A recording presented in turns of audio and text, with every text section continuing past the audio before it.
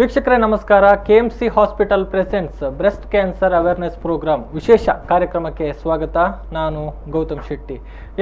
Cancer ಅನ್ನುವಂಥದ್ದು ಏನು ಅನ್ನುವಂಥದ್ದು ಎಲ್ರಿಗೂ ಕೂಡ ಗೊತ್ತಿದೆ. ಆ ಕ್ಯಾನ್ಸರ್ನಲ್ಲಿ ಏನೆಲ್ಲ ವಿಭಾಗಗಳಿದೆ, ಯಾವೆಲ್ಲ ಅಂಗಗಳು ಕ್ಯಾನ್ಸರ್ಗೆ ಒಳಗಾಗುತ್ತೆ, ಜೊತೆಗೆ ಆ ಒಂದು ಕ್ಯಾನ್ಸರ್ಗೆ ಇರುವಂತಹ ಚಿಕಿತ್ಸೆಗಳೇನು, ಯಾವ ಹಂತದಲ್ಲಿ ನಾವು ವೈದ್ಯರನ್ನ ಕನ್ಸಲ್ಟ್ ಮಾಡಿದಕ್ಕೆ ಚಿಕಿತ್ಸೆಯನ್ನು ಪಡೆದುಕೊಳ್ಬಹುದು, ಸಂಪೂರ್ಣವಾಗಿ ಗುಣಮುಖರಾಗಬಹುದು ಇತ್ಯಾದಿ ಎಲ್ಲ ವಿಚಾರಗಳು ಕೂಡ ನಮಗೆ ಗೊತ್ತಿದೆ.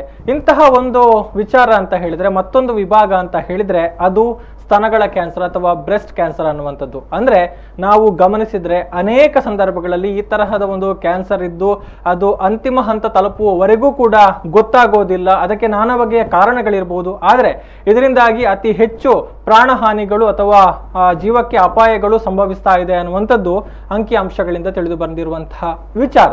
ಸೊ ಈ ಒಂದು ವಿಚಾರಕ್ಕೆ ಸಂಬಂಧಪಟ್ಟ ಹಾಗೆ ಜನರಲ್ಲಿ ಜಾಗೃತಿಯನ್ನು ಮೂಡಿಸುವಂತಹ ಸಲುವಾಗಿ ವಿಶ್ವದಾದ್ಯಂತ ಈ ಒಂದು ಅಕ್ಟೋಬರ್ ತಿಂಗಳಲ್ಲಿ ಬ್ರೆಸ್ಟ್ ಕ್ಯಾನ್ಸರ್ನ ಬಗ್ಗೆ ಜಾಗೃತಿ ಕಾರ್ಯಕ್ರಮಗಳನ್ನ ಅವೇರ್ನೆಸ್ಗಳನ್ನು ಕೊಡುವಂತಹ ಪ್ರಯತ್ನಗಳಾಗ್ತಾ ಇದೆ. ಸೊ ನಾವು ಕೂಡ ಅದೇ ರೀತಿಯ ಪ್ರಯತ್ನವನ್ನ ಇವತ್ತು ಮಾಡ್ತಾ ಇದ್ದೇವೆ. ಕೆಎಂಸಿ ಆಸ್ಪತ್ರೆಯ ಸಹಯೋಗದೊಂದಿಗೆ ಈ ಒಂದು ಬ್ರೆಸ್ಟ್ ಕ್ಯಾನ್ಸರ್ನ ಬಗ್ಗೆ ಮಾಹಿತಿ ಕೊಡುವಂತಹ ಕೆಲಸವನ್ನ ನಾವು ಇವತ್ತು ಮಾಡೋದಿಕ್ಕಿದ್ದೇವೆ. ಸೊ ಈ ಒಂದು ಬ್ರೆಸ್ಟ್ ಕ್ಯಾನ್ಸರ್ ಅಂದ್ರೆ ಏನು, ಇದನ್ನು ಯಾವ ಹಂತದಲ್ಲಿ ನಾವು ಪತ್ತೆ ಹಚ್ಚಬಹುದು, ಹೇಗೆ ಪತ್ತೆ ಹಚ್ಚಬಹುದು, ಇದಕ್ಕಿರುವಂತಹ ಚಿಕಿತ್ಸೆಗಳೇನು, ಏನೆಲ್ಲ ವಿಭಾಗಗಳಿದೆ, ಸೊ ಡೀಟೇಲ್ ಆಗಿ ಈ ಒಂದು ವಿಚಾರದ ಬಗ್ಗೆ ಮಾತನಾಡಬೇಕು. ಎಲ್ಲಾ ವಿಚಾರಗಳ ಬಗ್ಗೆ ಮಾಹಿತಿಯನ್ನು ತಿಳಿಸಿಕೊಡೋದಕ್ಕೆ ನಮಗೆ ಕೆಎಂಸಿ ಹಾಸ್ಪಿಟಲ್ ಮಂಗಳೂರಿನ ಕನ್ಸಲ್ಟೆಂಟ್ ಸರ್ಜಿಕಲ್ ಆಂಕಾಲಜಿಸ್ಟ್ ಆಗಿರುವಂತಹ ಡಾಕ್ಟರ್ ಹರೀಶ್ ಅವರು ನಮ್ಮ ಜೊತೆ ಗೆಸ್ಟ್ ಆಗಿ ಜಾಯ್ನ್ ಆಗಿದ್ದಾರೆ. ಡಾಕ್ಟರ್, ಕಾರ್ಯಕ್ರಮಕ್ಕೆ ಸ್ವಾಗತ. ನಮಸ್ಕಾರ. ಎಸ್, ಈಗಾಗಲೇ ನಾವು ಗಮನಿಸಿದ ಹಾಗೆ ಕ್ಯಾನ್ಸರ್ ಅನ್ನುವಂಥದ್ದು ಎಷ್ಟು ಒಂದು ಅಪಾಯಕಾರಿ ಅಥವಾ ಅದನ್ನ ಹೇಗೆ ಅದರಿಂದ ನಾವು ಹೊರಗಡೆ ಬರಬಹುದು ಅನ್ನುವಂಥ ಒಂದು ವಿಚಾರಗಳನ್ನ ನಾವು ನೋಡ್ತಾ ಇದ್ದೇವೆ. ಪ್ರತಿನಿತ್ಯ ಇದಕ್ಕೆ ಸಂಬಂಧಪಟ್ಟ ಹಾಗೆ ಎಕ್ಸಾಂಪಲ್ಗಳು ಕೂಡ ನಮಗೆ ಸಿಗ್ತಾ ಹೋಗುತ್ತೆ. ಸೊ ನಾನು ಆದರೂ ಕೂಡ ಮೊದಲನೆಯದಾಗಿ ನಿಮ್ಮ ಹತ್ರ ಕೇಳುವಂಥದ್ದು, ಕ್ಯಾನ್ಸರ್ ಅಂದ್ರೆ ಏನು? ವಾಟ್ ಈಸ್ ಕ್ಯಾನ್ಸರ್ ಅಂತ? ಕ್ಯಾನ್ಸರ್ ಅಂದರೆ it is uncontrolled growth of abnormal cells in the body. It's may be exponential compared to normal cell growth. ಅಂದರೆ ನಮ್ಮ ಬಾಡಿಲಿ ಎಲ್ಲ ಥರದ ಸೆಲ್ಸ್ ಜೀವಕೋಶಗಳಿರ್ತದೆ. ಅದು ನಾರ್ಮಲ್ ಆಗಿ ಏನು ಗ್ರೋತ್ ಆಗ್ತಿದೆಯಲ್ಲ ಅದಕ್ಕಿಂತ ಕಂಟ್ರೋಲ್ಗಿಂತ ಮೀರಿ ಜಾಸ್ತಿಯಾಗಿ ಗ್ರೋತ್ ಆದಾಗ ಈ ಕ್ಯಾನ್ಸರ್ ಅನ್ನೋದು ಆಗ್ತದೆ. ಅದು ನಮ್ಮ ಬಾಡಿಲಿ ಯಾವ ಪಾರ್ಟಲ್ಲಾದರೂ ಆಗ್ಬೋದು. ಅದು ಇಂಥ ಜಾಗ ಅಂತ ಇಲ್ಲ, ಬಾಡಿಲಿರೋ ಎಲ್ಲ ಆರ್ಗನ್ನಲ್ಲಿ ಕ್ಯಾನ್ಸರ್ನ ನೋಡ್ಬೋದು. ಎಸ್, ಸೊ ಅಂದ್ರೆ ಮಿತಿಗೆ ಸಿಗದಂತಹ ಒಂದು ಕೋಶಗಳ ವಿಭಜನೆ, ಸೆಲ್ ಡಿವಿಷನ್ ನಾವು ಕ್ಯಾನ್ಸರ್ ಅಂತ ಕರೀಬಹುದು. ಸೊ ಇದು ದೇಹದ ಯಾವ ಭಾಗದಲ್ಲಿ ಕೂಡ ಕಾಣಿಸಿಕೊಳ್ಬಹುದು. ಹೌದು, ಇಂಥದ್ದೇ ಭಾಗ ಅಂತ ಇಲ್ಲ. ಹೌದು. ಸಾಮಾನ್ಯವಾಗಿ ಏನೆಲ್ಲ ಕ್ಯಾನ್ಸರ್ಗಳಿದೆ ಅನ್ನುವಂಥದ್ದು? ಈಗ ಕ್ಯಾನ್ಸರ್ಗಳಲ್ಲಿ ಬಹಳ ಥರದ ಕ್ಯಾನ್ಸರ್ ಇದೆ. ನಾವು ಪ್ರತ್ಯೇಕವಾಗಿ ನೋಡ್ಬೇಕಂತ ಹೇಳಿದ್ರೆ ಸಾಲಿಡ್ ಆರ್ಗನ್ ಕ್ಯಾನ್ಸರ್ಸ್ ಮತ್ತೆ ಹೆಮಟೋಲಾಜಿಕಲ್ ಕ್ಯಾನ್ಸರ್ಸ್ ಅಂತ, ಅಂದ್ರೆ ಬ್ಲಡ್ ಕ್ಯಾನ್ಸರ್, ಅದು ಬೇರೆ ತರ ಕ್ಯಾನ್ಸರ್ಸ್. ಇನ್ನು ಬೇರೆ ನಮ್ಮ ಎಲ್ಲ ಈ ಬೇರೆ ಭಾಗಗಳಲ್ಲಿ ಬರುವಂತ ಚರ್ಮ ರೋಗ ಇರ್ಬೋದು, ಲಂಗ್ ಕ್ಯಾನ್ಸರ್ ಇರ್ಬೋದು, ಬ್ರೆಸ್ಟ್ ಕ್ಯಾನ್ಸರ್ ಇರ್ಬೋದು, ಹೀಗೆ ಪ್ರತಿಯೊಂದು ಆರ್ಗನ್ಗೆ ಕ್ಯಾನ್ಸರ್ ಬರ್ತದೆ. ಲಿವರ್ ಕ್ಯಾನ್ಸರ್ ಬರ್ತದೆ, ಸ್ಟೊಮಕ್ ಕ್ಯಾನ್ಸರ್ ಬರ್ತದೆ, ಹೀಗೆ ಒಂದೊಂದು ಆರ್ಗನ್ಗೆ ಒಂದೊಂದು ಕ್ಯಾನ್ಸರ್ ಬರ್ತದೆ. ಸೊ ಈ ತರ ಡಿಫ್ರೆಂಟ್ ಕ್ಯಾನ್ಸರ್ಸ್ ಇರ್ತದೆ. ಯಾವ ಭಾಗದಲ್ಲಾದ್ರೂ ನಾವು ಕ್ಯಾನ್ಸರ್ನ ನೋಡ್ಬೋದು. ಸೊ ಅದು ಆ ರೀತಿ ನಾವು ಡಿವೈಡ್ ಮಾಡ್ಬೋದು. ಓಕೆ, ಈ ಒಂದು ಸ್ತನ ಕ್ಯಾನ್ಸರ್ನ ವಿಚಾರಕ್ಕೆ ಬಂದ್ರೆ ಇದರ ಬಗ್ಗೆ ಸ್ವಲ್ಪ ಡೀಟೇಲ್ ಕೊಡ್ಬೋದಾ? ನೋಡಿ, ಸ್ತನದ ಕ್ಯಾನ್ಸರ್ ಅನ್ನೋದು it is commonest cancer in the world women. ನಾವು ಈ ಸ್ತನದ ಕ್ಯಾನ್ಸರು ಪ್ರಪಂಚದಲ್ಲಿ ಮಹಿಳೆಯರಲ್ಲಿ ಸಾಮಾನ್ಯವಾಗಿ ಕಂಡುಬರುವಂಥ ಕ್ಯಾನ್ಸರ್. ಅದು ಇಂಡಿಯಾದಲ್ಲಿ ಕೂಡ, ನಮ್ಮ ದೇಶದಲ್ಲೂ ಅದೇ ಈಗ ಸಾಮಾನ್ಯವಾಗಿ ಕಾಣುವಂಥ ಕ್ಯಾನ್ಸರ್.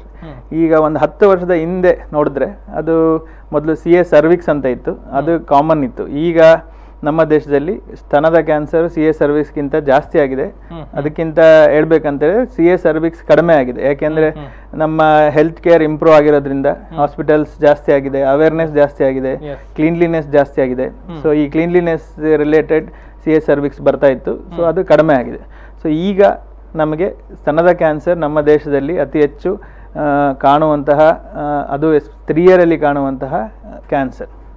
ಸೊ ಇದು ಪುರುಷರಲ್ಲಿ ಕಂಡು ಬರೋದಕ್ಕೆ ಚಾನ್ಸಸ್ ಇದೆಯಾ, ಕಂಡು ಬರುತ್ತಾ ಅಂತ? ಇದು ಪುರುಷರಲ್ಲಿ ಕೂಡ ಕಾಣುತ್ತೆ, ಬಟ್ ಇದರ ಇನ್ಸಿಡೆನ್ಸ್ ಬಹಳ ಕಡಿಮೆ. ಅಂದ್ರೆ 1%, 1% 100 ಜನಗಳಲ್ಲಿ ತಗೊಂಡ್ರೆ 1% ಮಾತ್ರ ಪುರುಷರಲ್ಲಿ ಕಾಣ್ತದೆ. 98 to 99% ಸ್ತ್ರೀಯರಲ್ಲಿ ಕಾಣುವಂತ ಕ್ಯಾನ್ಸರ್. ರೀಸನ್ಗಳು ಏನೇನು, ಯಾವೆಲ್ಲ ಕಾರಣಗಳಿಂದಾಗಿ ಸ್ತನದ ಕ್ಯಾನ್ಸರ್ ಕಾಣಿಸಿಕೊಳ್ಳುತ್ತೆ ಅನ್ನುವಂಥ ಡಾಕ್ಟರ್? ಈಗ ಈ ಸ್ತನದ ಕ್ಯಾನ್ಸರ್ ಇದು ಕಾಣಿಸ್ಬೇಕು ಅಂದ್ರೆ ಇದೇ ಒಂದು ಪರ್ಟಿಕ್ಯುಲರ್ ರೀಸನ್ ಅಂತ ಹೇಳಲಿಕ್ಕೆ ಕಷ್ಟ ಆಗ್ತದೆ. ಇದು we call it as multifactorial. ಅಂದರೆ ಕೆಲವೊಂದು ಸ್ಪೆಷಲಿ ಈಗ ನಾನು ಹೇಳ್ದಂಗೆ ವಿಮೆನ್ ಅಂದರೆ ಸ್ತ್ರೀಯರೇ ಮೊದಲನೇದಾಗಿ ರಿಸ್ಕ್ ಫ್ಯಾಕ್ಟರ್. ಆನಂತರ ತಗೊಂಡ್ರೆ ಕಂಪೇರ್ಡ್ ಟು ಮೆನ್, ನಂತರ ಓಲ್ಡ್ ಏಜ್ ಅಂದರೆ ಈಗ ವಯಸ್ಸು ಜಾಸ್ತಿ ಆಗ್ತಾ ಹೋದಂಗೆ ಈ ಕ್ಯಾನ್ಸರ್ನ ಇನ್ಸಿಡೆನ್ಸ್ ಜಾಸ್ತಿ ಆಗ್ತಾ ಹೋಗ್ತದೆ. ಆನಂತರ ಇದು ಕೆಲವೊಂದು ಫ್ಯಾಮಿಲಿಯಲ್ಲಿ ಕೂಡ ಕಾಣ್ಬೋದು. ಅಂದರೆ ಇದು ಫ್ಯಾಮಿಲಿಯಲ್ ಕ್ಯಾನ್ಸರ್ಸ್ ಕೂಡ ಕಾಣ್ತದೆ. ಅಂದರೆ ಕೆಲವೊಂದು ಮನೆಯಲ್ಲಿ ಒಬ್ಬರಿಗೆ ರಿಲೇಟಿವ್ಸಿಗೆ ಬಂದಿರ್ಬೋದು. ಫಸ್ಟ್ ಡಿಗ್ರಿ ಈಸ್ ಕಾಮನ್, ಅಂದರೆ 2-3 ಜನಕ್ಕೆ ಕ್ಯಾನ್ಸರ್ ಬಂದರೆ ಆ ಫ್ಯಾಮಿಲಿಯಲ್ಲಿ ಈ ಕ್ಯಾನ್ಸರ್ ಬರೋ ಚಾನ್ಸ್ ಜಾಸ್ತಿ. ಅದರಲ್ಲಿ ಕೆಲವೊಂದು ಜೆನೆಟಿಕ್ ಮ್ಯುಟೇಷನ್ಸ್ನ ನಾವು ನೋಡ್ತೇವೆ. ಅಂದರೆ BRCA1, BRCA2 ನಾವು ನೋಡಿದ್ರೆ ಈ ಆಂಜಲಿನಾ ಜೂಲಿ ಅವ್ರಿಗೆ ಇತ್ತು ಅಂತ ಎಲ್ರಿಗೂ ಗೊತ್ತಿರೋ ವಿಚಾರ. ಸೊ ಆ ಥರ BRCA1, BRCA2 ಮ್ಯುಟೇಷನ್ಸ್ ಇರೋಂಥ, ಅಥವಾ ಇನ್ನೂ ಬೇರೆ ಸಿಂಡ್ರೋಮ್ಸ್ ಬರ್ತದೆ ಲೈಕ್ ಲಿಂಚ್ ಸಿಂಡ್ರೋಮ್, P53, ಈ ಥರ ಬೇಕಾದಷ್ಟು ಜೆನೆಟಿಕ್ ಮ್ಯುಟೇಷನ್ಸ್ ಇಂದ ಈ ಕ್ಯಾನ್ಸರ್ ಬರೋ ಕಾರಣ ಇದೆ. ಅದಲ್ಲದೆ ನಾವು ಕಾಮನ್ ಆಗಿ ಈ ಹಾರ್ಮೋನ್ ರಿಲೇಟೆಡ್ ಇಶ್ಯೂಸ್ ಇರ್ತದೆ ಈ ವಿಮೆನಲ್ಲಿ ನೋಡ್ಬೇಕಂದ್ರೆ ಈ ಅರ್ಲಿ ಮೆನಾರ್ಕಿ, ಲೇಟ್ ಮೆನೋಪಾಸ್ ಅಂತ ಹೇಳ್ತೇವೆ. ಅಂದರೆ ಬೇಗ ಮುಟ್ಟು ಭಾಳ ಬೇಗ ಸ್ಟಾರ್ಟ್ ಆಗೋದು, ಆನಂತರ ಮುಟ್ಟು ನಿಲ್ಲಲಿಕ್ಕೆ ಭಾಳ ಲೇಟ್ ಆಗೋದು, ಆನಂತರ ಈಗ ಮಕ್ಕಳ ಆಗದೆ ಇರುವಂಥ ಸ್ತ್ರೀಯರಲ್ಲಿ, ಆನಂತರ ಕೆಲವೊಬ್ಬರಿಗೆ ಈ ಸ್ಟ್ರೆಸ್ ರಿಲೇಟೆಡ್ ಇಂದ ಈ 30-35 ವರ್ಷದ ನಂತರ ಮಕ್ಕಳಾಗುವಂಥ ಸ್ತ್ರೀಯರಲ್ಲಿ ಇದು ಹಾರ್ಮೋನ್ ವೇರಿಯೇಷನ್ಸ್ ಆಗ್ತದೆ. ಜನರಲಿ ಎಸ್ಟ್ರೋಜನ್ ಎಲ್ಲಿ ಜಾಸ್ತಿ ಓವರ್ ಆ್ಯಕ್ಷನ್ ಆಗ್ತದೆ. ಸೊ ಈ ಸ್ತ್ರೀಯರಲ್ಲಿ ನಮಗೆ ಈ ಕ್ಯಾನ್ಸರ್ ಕಂಡುಬರೋ ಚಾನ್ಸ್ ಜಾಸ್ತಿ. ಆನಂತರ ಕೆಲವೊಂದು ಪೇಷಂಟ್ಸ್ ರೇಡಿಯೇಷನ್ ಥೆರಪಿ ತಗೊಳ್ತಾರೆ. ಅಂದರೆ ಹಾಟ್ಸ್ಕಿನ್ಸ್ ಲಿಂಫೋಮಾ ಬೇರೆದ್ಗಿರ್ಬೋದು, ಈ ಲಂಗ್ ಕ್ಯಾನ್ಸರ್ಗೆ ಹಾಟ್ಸ್ಕಿನ್ಸ್ ಲಿಂಫೋಮಾ, ಆ ರೀತಿ ರೇಡಿಯೇಷನ್ ಎಕ್ಸ್ಪೋಜರಿಂದ ಕೂಡ ಈ ಬ್ರೆಸ್ಟ್ ಕ್ಯಾನ್ಸರ್ ಕಾಣುವಂಥ ಚಾನ್ಸ್ ಇರ್ತದೆ. ಇದೆಲ್ಲ ಕೆಲವೊಂದು ಮಾಡಿಫೈಯಬಲ್ ರಿಸ್ಕ್ ಫ್ಯಾಕ್ಟರ್ಸ್ ಅಂತ ಇರ್ತದೆ. ಮಾಡಿಫೈಯಬಲ್ ಅಂದರೆ ನಮ್ಮ ಜೀವನದಲ್ಲಿ ಕೆಲವೊಂದು ಜೀವನ ಶೈಲಿಯಲ್ಲಿ ಚೇಂಜ್ ಮಾಡಿಕೊಂಡ್ರೆ ಅದರಿಂದ ಬರುವಂಥ ರಿಸ್ಕ್ ಫ್ಯಾಕ್ಟರ್ಸ್. ಈಗ ಒಬೆಸಿಟಿ, ಈ ಬೊಜ್ಜಿನಿಂದ ಈ ಬ್ರೆಸ್ಟ್ ಕ್ಯಾನ್ಸರ್ ಜಾಸ್ತಿ ಆಗೋ ಚಾನ್ಸ್ ಇದೆ. ಆನಂತರ ಆಲ್ಕೋಹಾಲ್ ಇಂಟೇಕ್, ಮದ್ಯಪಾನ, ಆಮೇಲೆ ಸಿಗರೇಟ್ ಸ್ಮೋಕಿಂಗ್, ಅದರಿಂದ ಕೂಡ ಈ ಬ್ರೆಸ್ಟ್ ಕ್ಯಾನ್ಸರ್ ಜಾಸ್ತಿ ಆಗೋ ಇನ್ಸಿಡೆನ್ಸ್ ಇದೆ. ಸೊ ಆನಂತರ ಹಾರ್ಮೋನ್ ರಿಪ್ಲೇಸ್ಮೆಂಟ್ ಥೆರಪಿ ಅಂತ ನಾವು ಮೊದಲು ಕೊಡ್ತಾ ಇದ್ವಿ. ಅದು ಈಗಿರೋ ಹಾರ್ಮೋನ್ ರಿಪ್ಲೇಸ್ಮೆಂಟ್ ಥೆರಪಿ ಕಂಪೇರ್ ಮಾಡಿದ್ರೆ ಮೊದಲನೇ ಕೊಡ್ತಾರ ಎಸ್ಟ್ರೋಜನ್ ಓನ್ಲಿ ಹಾರ್ಮೋನ್ ರಿಪ್ಲೇಸ್ಮೆಂಟ್ ಥೆರಪಿಯಿಂದ ಈ ಕ್ಯಾನ್ಸರ್ ಕೂಡ ಜಾಸ್ತಿ ಆಗೋ ಇನ್ಸಿಡೆನ್ಸ್ನ ನಾವು ನೋಡ್ಬೋದು. ಆನಂತರ ಇದೆಲ್ಲ ಕಾರಣಗಳಿಂದ ಬ್ರೆಸ್ಟ್ ಕ್ಯಾನ್ಸರ್ ಬರ್ತದೆ. ಇನ್ನು ತಾವು ಹೇಳಿದ ಹಾಗೆ ಕೌಟುಂಬಿಕವಾಗಿ ಬರುವಂತಹ ಒಂದು ಕ್ಯಾನ್ಸರ್ ಅಂದರೆ ಅನುವಂಶೀಯವಾಗಿ ಬರುವಂತಹ ಚಾನ್ಸಸ್ಗಳು ಕೂಡ ಇದೆ ಅನ್ನುವಂಥದ್ದು. ಸೊ ಇದರ ಬಗ್ಗೆ ಸ್ವಲ್ಪ ಡೀಟೇಲ್ ಆಗಿ ಎಕ್ಸ್ಪ್ಲೇನ್ ಮಾಡ್ಬೋದಾ ಅನ್ನುವಂಥದ್ದು. ಈ ಅನುವಂಶೀಯ ಕ್ಯಾನ್ಸರ್ ಅನ್ನೋದು ಇದು ನಾವು 100% ಜಸ್ಟ್ 3-4% ಪೇಷಂಟ್ಸಲ್ಲಿ ಮಾತ್ರ ನಾವು ನೋಡುವಂಥ ವಿಭಾಗ ಅಷ್ಟೇ. ಅದರಲ್ಲಿ ಜನರಲಿ ಏನಾಗ್ತದೆ, ಮನೆಯಲ್ಲಿ ಯಾರಾದರೂ especially first degree and second degree relatives ಇದ್ದರೆ ಅವರಿಗೆ ಬ್ರೆಸ್ಟ್ ಕ್ಯಾನ್ಸರ್ ಇರ್ಬೋದು. ಬ್ರೆಸ್ಟ್ ಕ್ಯಾನ್ಸರ್ ಅಲ್ಲದೆ ಓವೇರಿಯನ್ ಕ್ಯಾನ್ಸರ್, ಸ್ಟೊಮಕ್ ಕ್ಯಾನ್ಸರ್ ಮತ್ತು ಕಿಡ್ನಿ ಕ್ಯಾನ್ಸರ್ಸ್, ಈ ಥರ ಮಲ್ಟಿಪಲ್ ಕ್ಯಾನ್ಸರ್ಸ್ ಇರೋವಂಥ ಹಿಸ್ಟ್ರಿ ಇದ್ದರೆ ಅವರಿಗೆ ಈ ಬ್ರೆಸ್ಟ್ ಕ್ಯಾನ್ಸರ್ ಬರೋ ಚಾನ್ಸ್ ಜಾಸ್ತಿ ಇರ್ತದೆ. ನಾವು ಜೆನೆಟಿಕಲಿ ಐಡೆಂಟಿಫೈ ಮಾಡೋವಂಥ ಕೆಲವೊಂದು ಮ್ಯುಟೇಷನ್ಸ್ ಇದೆ. ನಾನು ಆಗಲೇ ಹೇಳ್ದಾಗೆ BRCA1 and 2 are the common breast cancer related gene mutations. ಆ ಥರ ಕ್ಯಾನ್ಸರ್ಸ್ ಆ ಥರ ಮ್ಯುಟೇಷನ್ ಕಂಡು ಬಂದಾಗ ನಾವು ಅವರಿಗೆ ಈಗ ಆಂಜಲಿನಾ ಜೋಲಿ ಅವರು 2 ಬ್ರೆಸ್ಟನ್ನು ತೆಗೆಸಿದ್ದಾರೆ, ಅಂದರೆ ರೀಕನ್ಸ್ಟ್ರಕ್ಟ್ ಕೂಡ ಮಾಡಿದ್ದಾರೆ. ಸೊ ಆ ರೀತಿಯ ಸರ್ಜರಿಗಳು they are all precautionary measures. ಆ ಥರ ಸರ್ಜರಿ ಕೂಡ ನಮಗೆ ಈಗ ಮಾಡುವಂಥ ಲಭ್ಯ ಇದೆ. ಬಟ್ ಎಲ್ಲ ಪೇಷಂಟ್ಸ್ಗೆ, ಈ ಫ್ಯಾಮಿಲಿ ಹಿಸ್ಟ್ರಿ ಇರೋರು ಎಲ್ಲ ಪೇಷಂಟ್ಸ್ಗೆ ಇದೇ ಥರ ಸರ್ಜರಿ ಮಾಡಬೇಕು ಅಂತ ಇಲ್ಲ. ಅದಕ್ಕೆ ನಾವು ಇಂಟೆನ್ಸ್ ಪ್ರೋಟೋಕಾಲ್ ಆಗಿ we can do serial MRI. ನಾವು MRIನ ಮಾಡಿ ಫ್ಯಾಮಿಲಿ ಹಿಸ್ಟ್ರಿ ಇರೋವಂಥವ್ರಿಗೆ ನಾವು ಅವ್ರನ್ನ ಫಾಲೋ ಅಪ್ ಕೂಡ ಮಾಡ್ಬೋದು. ಆದ್ದರಿಂದ ಈ ಇನ್ಸಿಡೆನ್ಸ್ನ ಕ್ಯಾನ್ಸರ್ನ ಬೇಗ ಕಂಡುಹಿಡಿದು ಅದಕ್ಕೆ ತಕ್ಕಂಥ ಚಿಕಿತ್ಸೆ ಕೊಡಲಿಕ್ಕೆ ಸಾಧ್ಯ ಇದೆ. ಡಾಕ್ಟರ್, ಈಗಾಗಲೇ ಹೇಳಿದ್ರಿ ಯಾವ ಥರ ಎಲ್ಲ ಈ ಒಂದು ಕ್ಯಾನ್ಸರ್ ಕಾಣಿಸಿಕೊಳ್ಳುತ್ತೆ, ಸ್ತನದ ಕ್ಯಾನ್ಸರ್ನಲ್ಲಿ ಏನೆಲ್ಲ ವಿಭಾಗಗಳಿದೆ, ಹೇಗೆ ಅದನ್ನು ಇದು ಮಾಡಬಹುದು ಅನ್ನುವಂಥದ್ದು. ಸೊ ನಮ್ಮ ಜೀವನ ಶೈಲಿ ಅನ್ನುವಂಥದ್ದು ಕೂಡ ಈ ಒಂದು ಕ್ಯಾನ್ಸರ್ನ ಮೇಲೆ ಬಹಳ ದೊಡ್ಡ ಪರಿಣಾಮವನ್ನು ಬೀರುತ್ತೆ ಅನ್ನುವಂಥದ್ದನ್ನು ನಾವು ತಿಳ್ಕೊಂಡಿದ್ದೇವೆ.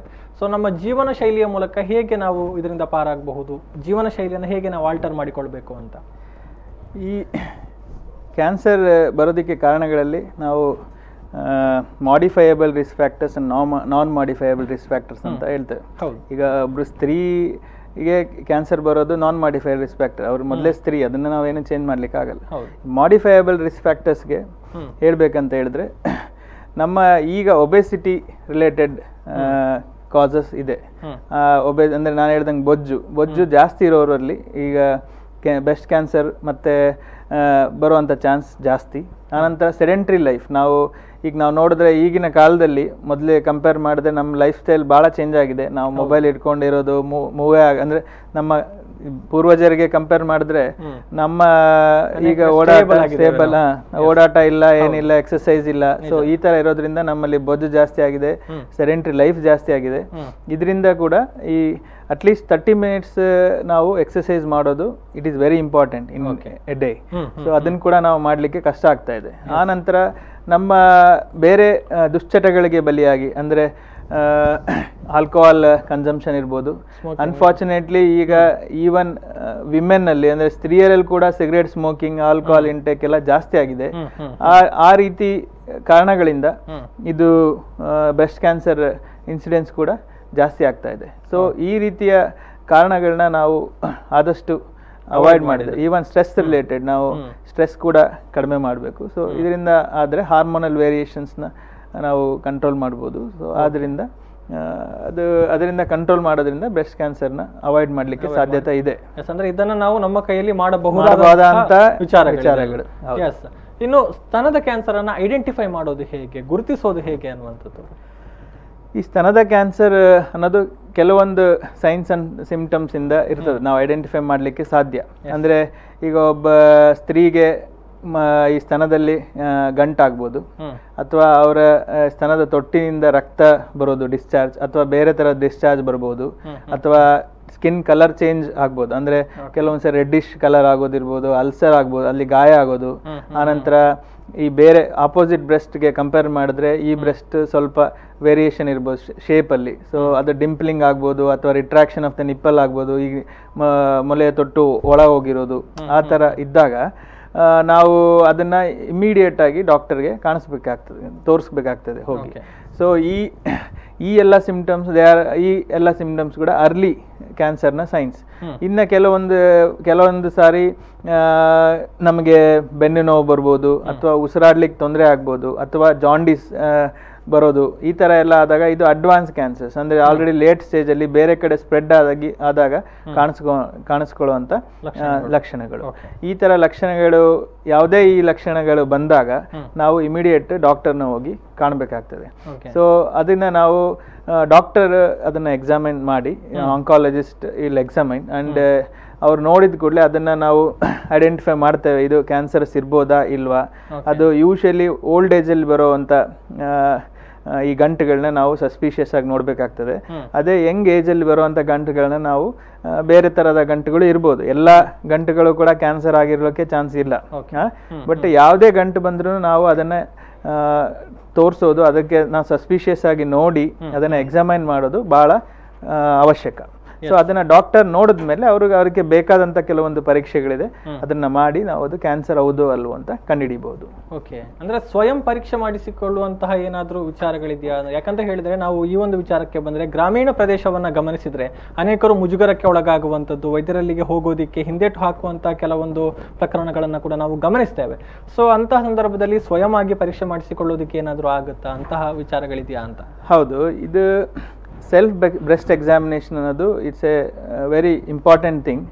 ಇದು ಅದನ್ನು ಹೇಗೆ ಮಾಡಬೇಕು ಅಂತ ಅದಕ್ಕೆ ಸ್ಟೆಪ್ಸ್ ಎಲ್ಲ ಇದೆ. ಅಂದರೆ ಅದನ್ನು ಮಾಡೋದ್ರಿಂದ ನಾವು ನಮ್ಮ ಬ್ರೆಸ್ಟ್ ಕ್ಯಾನ್ಸರ್ನ ಎಲ್ಲ ನೀವು ಹೇಳಿದಾಗೆ ಗ್ರಾಮೀಣ ಪ್ರದೇಶದಲ್ಲಿ ಎಲ್ಲರಿಗೂ ಹೆಲ್ತ್ ಕೇರ್ ಫೆಸಿಲಿಟಿ ಸಿಗೋದು ಕಷ್ಟ.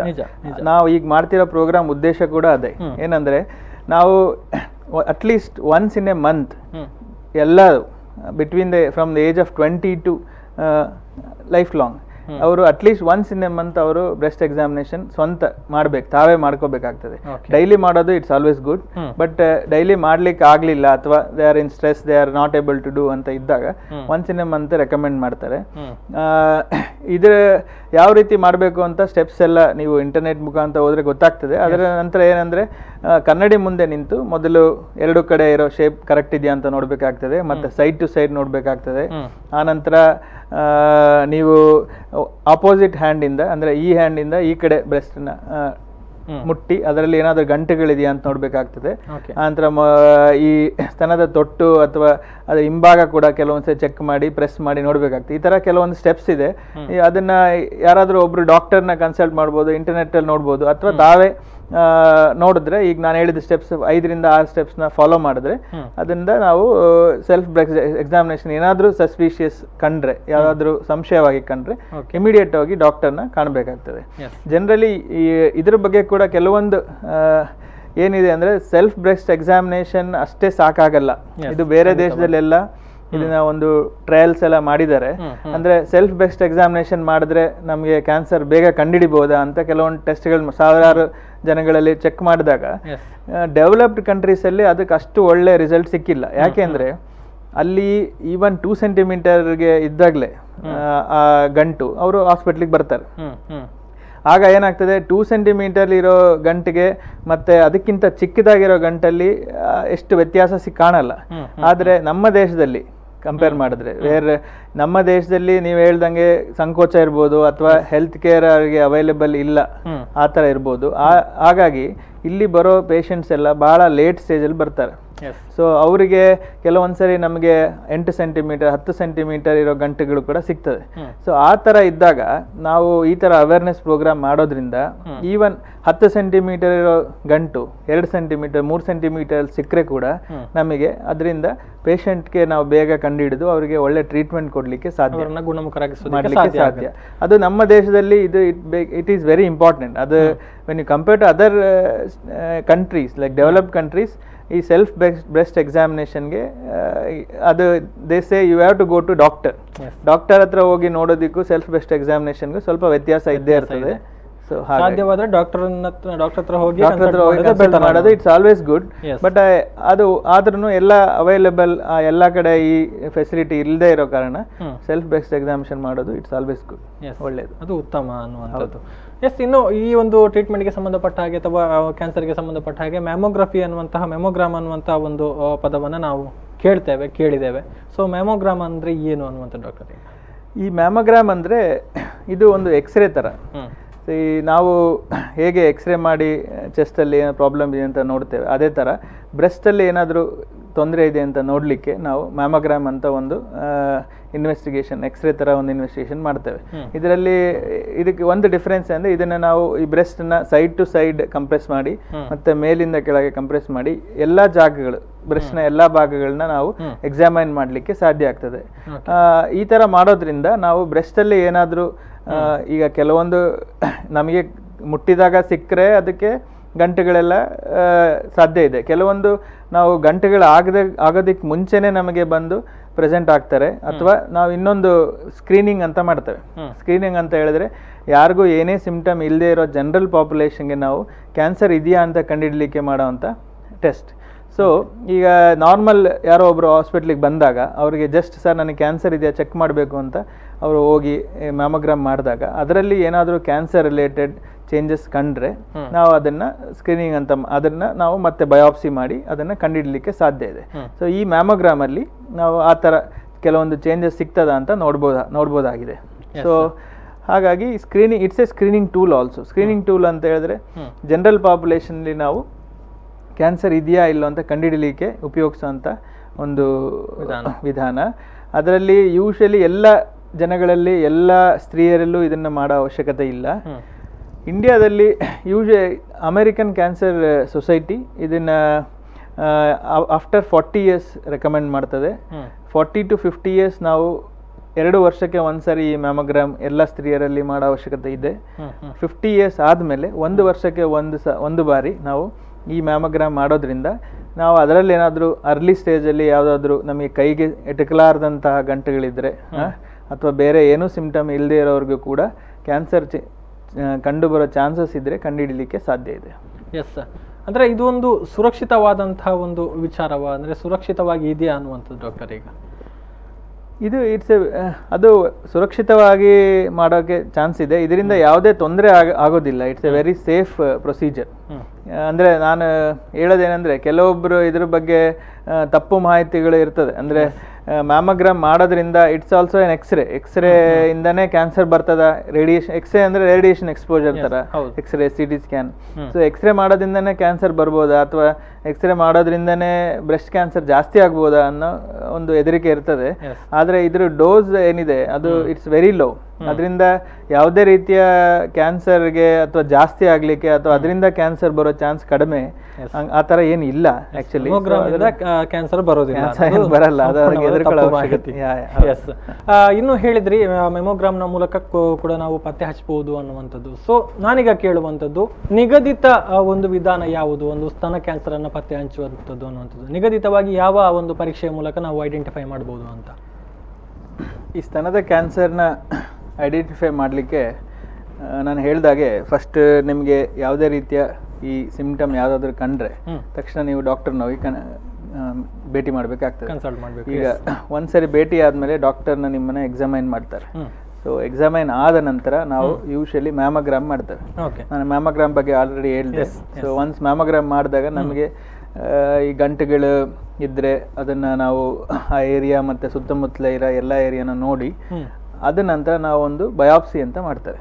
ಈ ಬಯಾಪ್ಸಿ ಅಂತ ಹೇಳಿದ್ರೆ ದಟ್ ಈಸ್ ಒಂದು ಚಿಕ್ಕ ನೀಡ್ಲಲ್ಲಿ ಕೂಡ ಮಾಡ್ತೇವೆ. That is call fine needle aspiration biopsy, that is FNAC, ಅಥವಾ ಟ್ರೂ ಕಟ್ ಬಯಾಪ್ಸಿ, ಒಂದು ಚಿಕ್ಕ ದೊಡ್ಡ ನೀಡ್ಲ್. ಫೈನ್ ನೀಡಲ್ ಆಸ್ಪಿರೇಷನ್ಗಿಂತ ಸ್ವಲ್ಪ ದೊಡ್ಡದಾಗಿರುವಂಥ ಅದು ಕೂಡ ನೀಡಲ್ ಬಯಾಪ್ಸಿನೇ. ಸೊ ಆ ಟ್ರೂ ಕಟ್ ಬಯಾಪ್ಸಿ ಅಂತ ಮಾಡ್ತೇವೆ. ಈ ಬಯಾಪ್ಸಿ ಮಾಡೋದ್ರಿಂದ ನಾವು ತಕ್ಷಣ ಅದನ್ನು ನಾವು ಪೆಥಾಲಜಿಸ್ಟ್ಗೆ ಕಳಿಸಿ ಪೆಥಾಲಜಿ ಡಾಕ್ಟರ್ ಅದನ್ನು ಎಕ್ಸಾಮೈನ್ ಮಾಡಿ ಅದರಲ್ಲಿ ಕ್ಯಾನ್ಸರ್ ಇದೆಯಾ ಇಲ್ಲ ಅಂತ ಹೇಳ್ತಾರೆ. ಸೊ ಈಗ ನಿಗದಿತವಾಗಿ ಒಬ್ಬ ಪೇಷಂಟ್ಗೆ ಕ್ಯಾನ್ಸರ್ ಇದೆಯಾ ಇಲ್ಲ ಅಂತ ಹೇಳೋದು ಯೂಶಲಿ ಬಯಾಪ್ಸಿಯಿಂದ. ಬಟ್ ಜಸ್ಟ್ ಬಯಾಪ್ಸಿ ಮಾತ್ರ ಸಾಲದು. ನಾವು ಒಬ್ಬ ಪೇಷಂಟ್ ನಾವು we call it as triple test ಅಂದರೆ ಈ 3 ಟೆಸ್ಟ್ಗಳನ್ನು ನೋಡಿ ನಾವು ಡಯಾಗ್ನೋಸ್ ಮಾಡ್ಲಿಕ್ಕೆ ಆಗ್ತದೆ. ಅಂದರೆ ಕ್ಲಿನಿಕಲ್ ಎಕ್ಸಾಮಿನೇಷನ್, ಅಂದರೆ ಡಾಕ್ಟರ್ ನೋಡಿರುವಂಥ ಎಕ್ಸಾಮಿನೇಷನ್, ಮತ್ತು ಮ್ಯಾಮೋಗ್ರಾಮ್ ಫೈಂಡಿಂಗ್. ಮ್ಯಾಮೋಗ್ರಾಮ್ ಅಲ್ಲಿ ಕೆಲವೊಂದು ಫೀಚರ್ಸ್ ಇರ್ತದೆ. ನಾವು ಅದನ್ನು ಬೈರಾಟ್ಸ್ 1 2 3 4 5 it starts from 0 to 7, 0 to 6. So 1 2 3 4 5ನ ನಾವು ಕ್ಯಾಟಗರೈಸ್ ಮಾಡಿ ಅದರಲ್ಲಿ ಕೂಡ ಕೆಲವೊಂದು ಕ್ಯಾನ್ಸರ್ ಫೀಚರ್ಸ್ನ ಐಡೆಂಟಿಫೈ ಮಾಡ್ತೇವೆ, which is 4 and 5 are cancerous.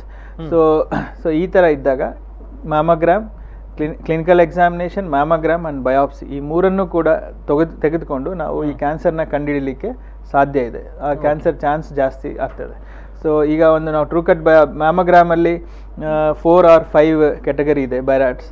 And ನಾವು ಒಂದು ಸರಿ ಬಯಾಪ್ಸಿ ಮಾಡಿದಾಗ ಅದು ನೆಗೆಟಿವ್ ಬಂತು. ಕೆಲವೊಂದು ಸರಿ ಬಯಾಪ್ಸಿಲಿ ನಾವು ತಗೊಂಡಿರೋ ಏರಿಯಾ ಕರೆಕ್ಟಾಗಿ ಇಲ್ದಂಗಿರ್ಬೋದು, ಅಥವಾ ಕೆಲವೊಂದು ಸರಿ ಸೆಂಟರ್ ಆಫ್ ದ ಏರಿಯಾಯಿಂದ ತಗೊಂಡಾಗ ಅಲ್ಲಿ ನೆಕ್ರೋಸಿಸ್ ಅಂತ ಆಗ್ತದೆ, ಅಲ್ಲಿ ಕ್ಯಾನ್ಸರ್ ಸೆಲ್ ಸಿಗ್ದಂಗಿರ್ಬೋದು. ಆಗ ನಾವು ಮತ್ತೆ ಇನ್ನೊಂದು ಸರಿ ಬಯಾಪ್ಸಿ ಮಾಡಬೇಕಾಗ್ತದೆ. ಸೊ ಈ ಎಲ್ಲ ಫೀಚರ್ಸ್ನ ನಾವು ನೋಡಿಕೊಂಡು ನಾವು ಈ 3 ಟೆಸ್ಟ್ಗಳನ್ನ ನೋಡಿಕೊಂಡು ನಾವು ಕ್ಯಾನ್ಸರ್ನ ಕಂಡಿಡ್ಲಿಕ್ಕೆ ಸಾಧ್ಯ ಇದೆ. It takes just 30 minutes for this in a good cancer centre. ಅದು 30 ನಿಮಿಷಕ್ಕಿಂತ ಜಾಸ್ತಿ ಸಮಯ ಬೇಕಾಗಿಲ್ಲ. ಒಬ್ಬ ಪೇಷಂಟ್ ಹಾಸ್ಪಿಟಲಿಗೆ ಬಂದು ಎಲ್ಲ ಟೆಸ್ಟ್ ಮಾಡಲಿಕ್ಕೆ ಜಸ್ಟ್ 30 ನಿಮಿಷದಿಂದ 1 hour ಬೇಕಾಗ್ತದೆ. ಸೊ ಅಷ್ಟನ್ನ ನಾವು ಮಾಡಿದ್ರೆ ಒಂದು ಕ್ಯಾನ್ಸರ್ ಇದೆಯಾ ಇಲ್ಲ ಅಂತ ಕಂಡುಹಿಡಲಿಕ್ಕೆ ಸಾಧ್ಯ. ಅದನ್ನು ಕೂಡ ಮಾಡೋ ಜನಗಳು ಕಡಿಮೆ. ನಮ್ಮ ದೇಶದಲ್ಲಿ ಅರ್ಲಿ ಸ್ಟೇಜ್ ಕ್ಯಾನ್ಸರಲ್ಲಿ ಪ್ರೆಸೆಂಟ್ ಆಗೋ ಸಂಖ್ಯೆಗಿಂತ ಅಡ್ವಾನ್ಸ್ ಸ್ಟೇಜಲ್ಲಿ ಭಾಳ ಲೇಟ್ ಸ್ಟೇಜಲ್ಲಿ ಬರೋರ ಸಂಖ್ಯೆನೇ ಜಾಸ್ತಿ. ಹಾಗಾಗಿ ಈ ಅವೇರ್ನೆಸ್ ಪ್ರೋಗ್ರಾಮಿಂದ ಅಟ್ಲೀಸ್ಟ್ ನಮ್ಗೆ ಆ ಜನಗಳಿಗೆ ಇದು ಒಂದು ಮಾಹಿತಿ ಸಿಕ್ಕಿದ್ರೆ ಒಳ್ಳೆಯದು. ಇನ್ನು ಸ್ತನದ ಕ್ಯಾನ್ಸರ್ಗೆ ಸಂಬಂಧಪಟ್ಟ ಹಾಗೆ ಅದರಲ್ಲಿ ವಿಧಗಳು ಅಂದರೆ ಟೈಪ್ಸ್ ಏನಾದರೂ ಇದೆಯಾ ಅನ್ನುವಂಥದ್ದು, ಪ್ರಕಾರಗಳೇನಾದರೂ ಇದೆಯಾ ಅಂತ ಡಾಕ್ಟರ್? ಈ ಎಲ್ಲ ಸ್ತನದ ಕ್ಯಾನ್ಸರಲ್ಲಿ ಒಂದೇ ಅಲ್ಲ. ಅಂದರೆ ಸ್ತನದ ಕ್ಯಾನ್ಸರ್ಗಳಲ್ಲಿ ನಾವು ಗ್ರೇಡ್ಸ್ ಕೂಡ ಇದೆ, low grade cancers, high grade cancers ಅಂತ. ನಾವು ಬಯಾಪ್ಸಿ ಮಾಡಿದಾಗ ಪೆಥಾಲಜಿಸ್ಟ್ ಅದನ್ನ ಹೇಳ್ತಾರೆ. ಈಗ ಕ್ಯಾನ್ಸರಲ್ಲಿ ಡಕ್ಟಲ್ ಕಾರ್ಸಿನೋಮಾ, ಲಾಬ್ಯುಲರ್ ಕಾರ್ಸಿನೋಮಾ, ಆನಂತರ ಲೋ ಗ್ರೇಡ್ ಕ್ಯಾನ್ಸರ್, ಮಿಷನಸ್ ವೆರೈಟಿ, ಇದರ ಸೋ ಮೆನಿ ವೆರೈಟಿ, ಆ ಥರ ವೆರೈಟೀಸ್ ಎಲ್ಲ ಇರ್ತದೆ. ಆ ವೆರೈಟೀಸ್ನ ನೋಡಿಕೊಂಡು ನಾವು ಕೆಲವೊಂದು ಟ್ರೀಟ್ಮೆಂಟ್ನಲ್ಲಿ ಮಾಡಿಫಿಕೇಶನ್ಸ್ ಕೂಡ ಮಾಡಬೇಕಾಗ್ತದೆ. ಈಗ ಲೋ ಗ್ರೇಡ್ ಕ್ಯಾನ್ಸರ್ಸ್ ಎಲ್ಲ ಬಂದರೆ ಆನಂತರ ಅದರಲ್ಲಿ ಮತ್ತೆ ನಾವು ಟೆಸ್ಟ್ ಮಾಡ್ತೇವೆ. ER, PR, HER2 and Ki-67 ಅಂತ ಮಾರ್ಕರ್ಸ್ ಬರ್ತದೆ.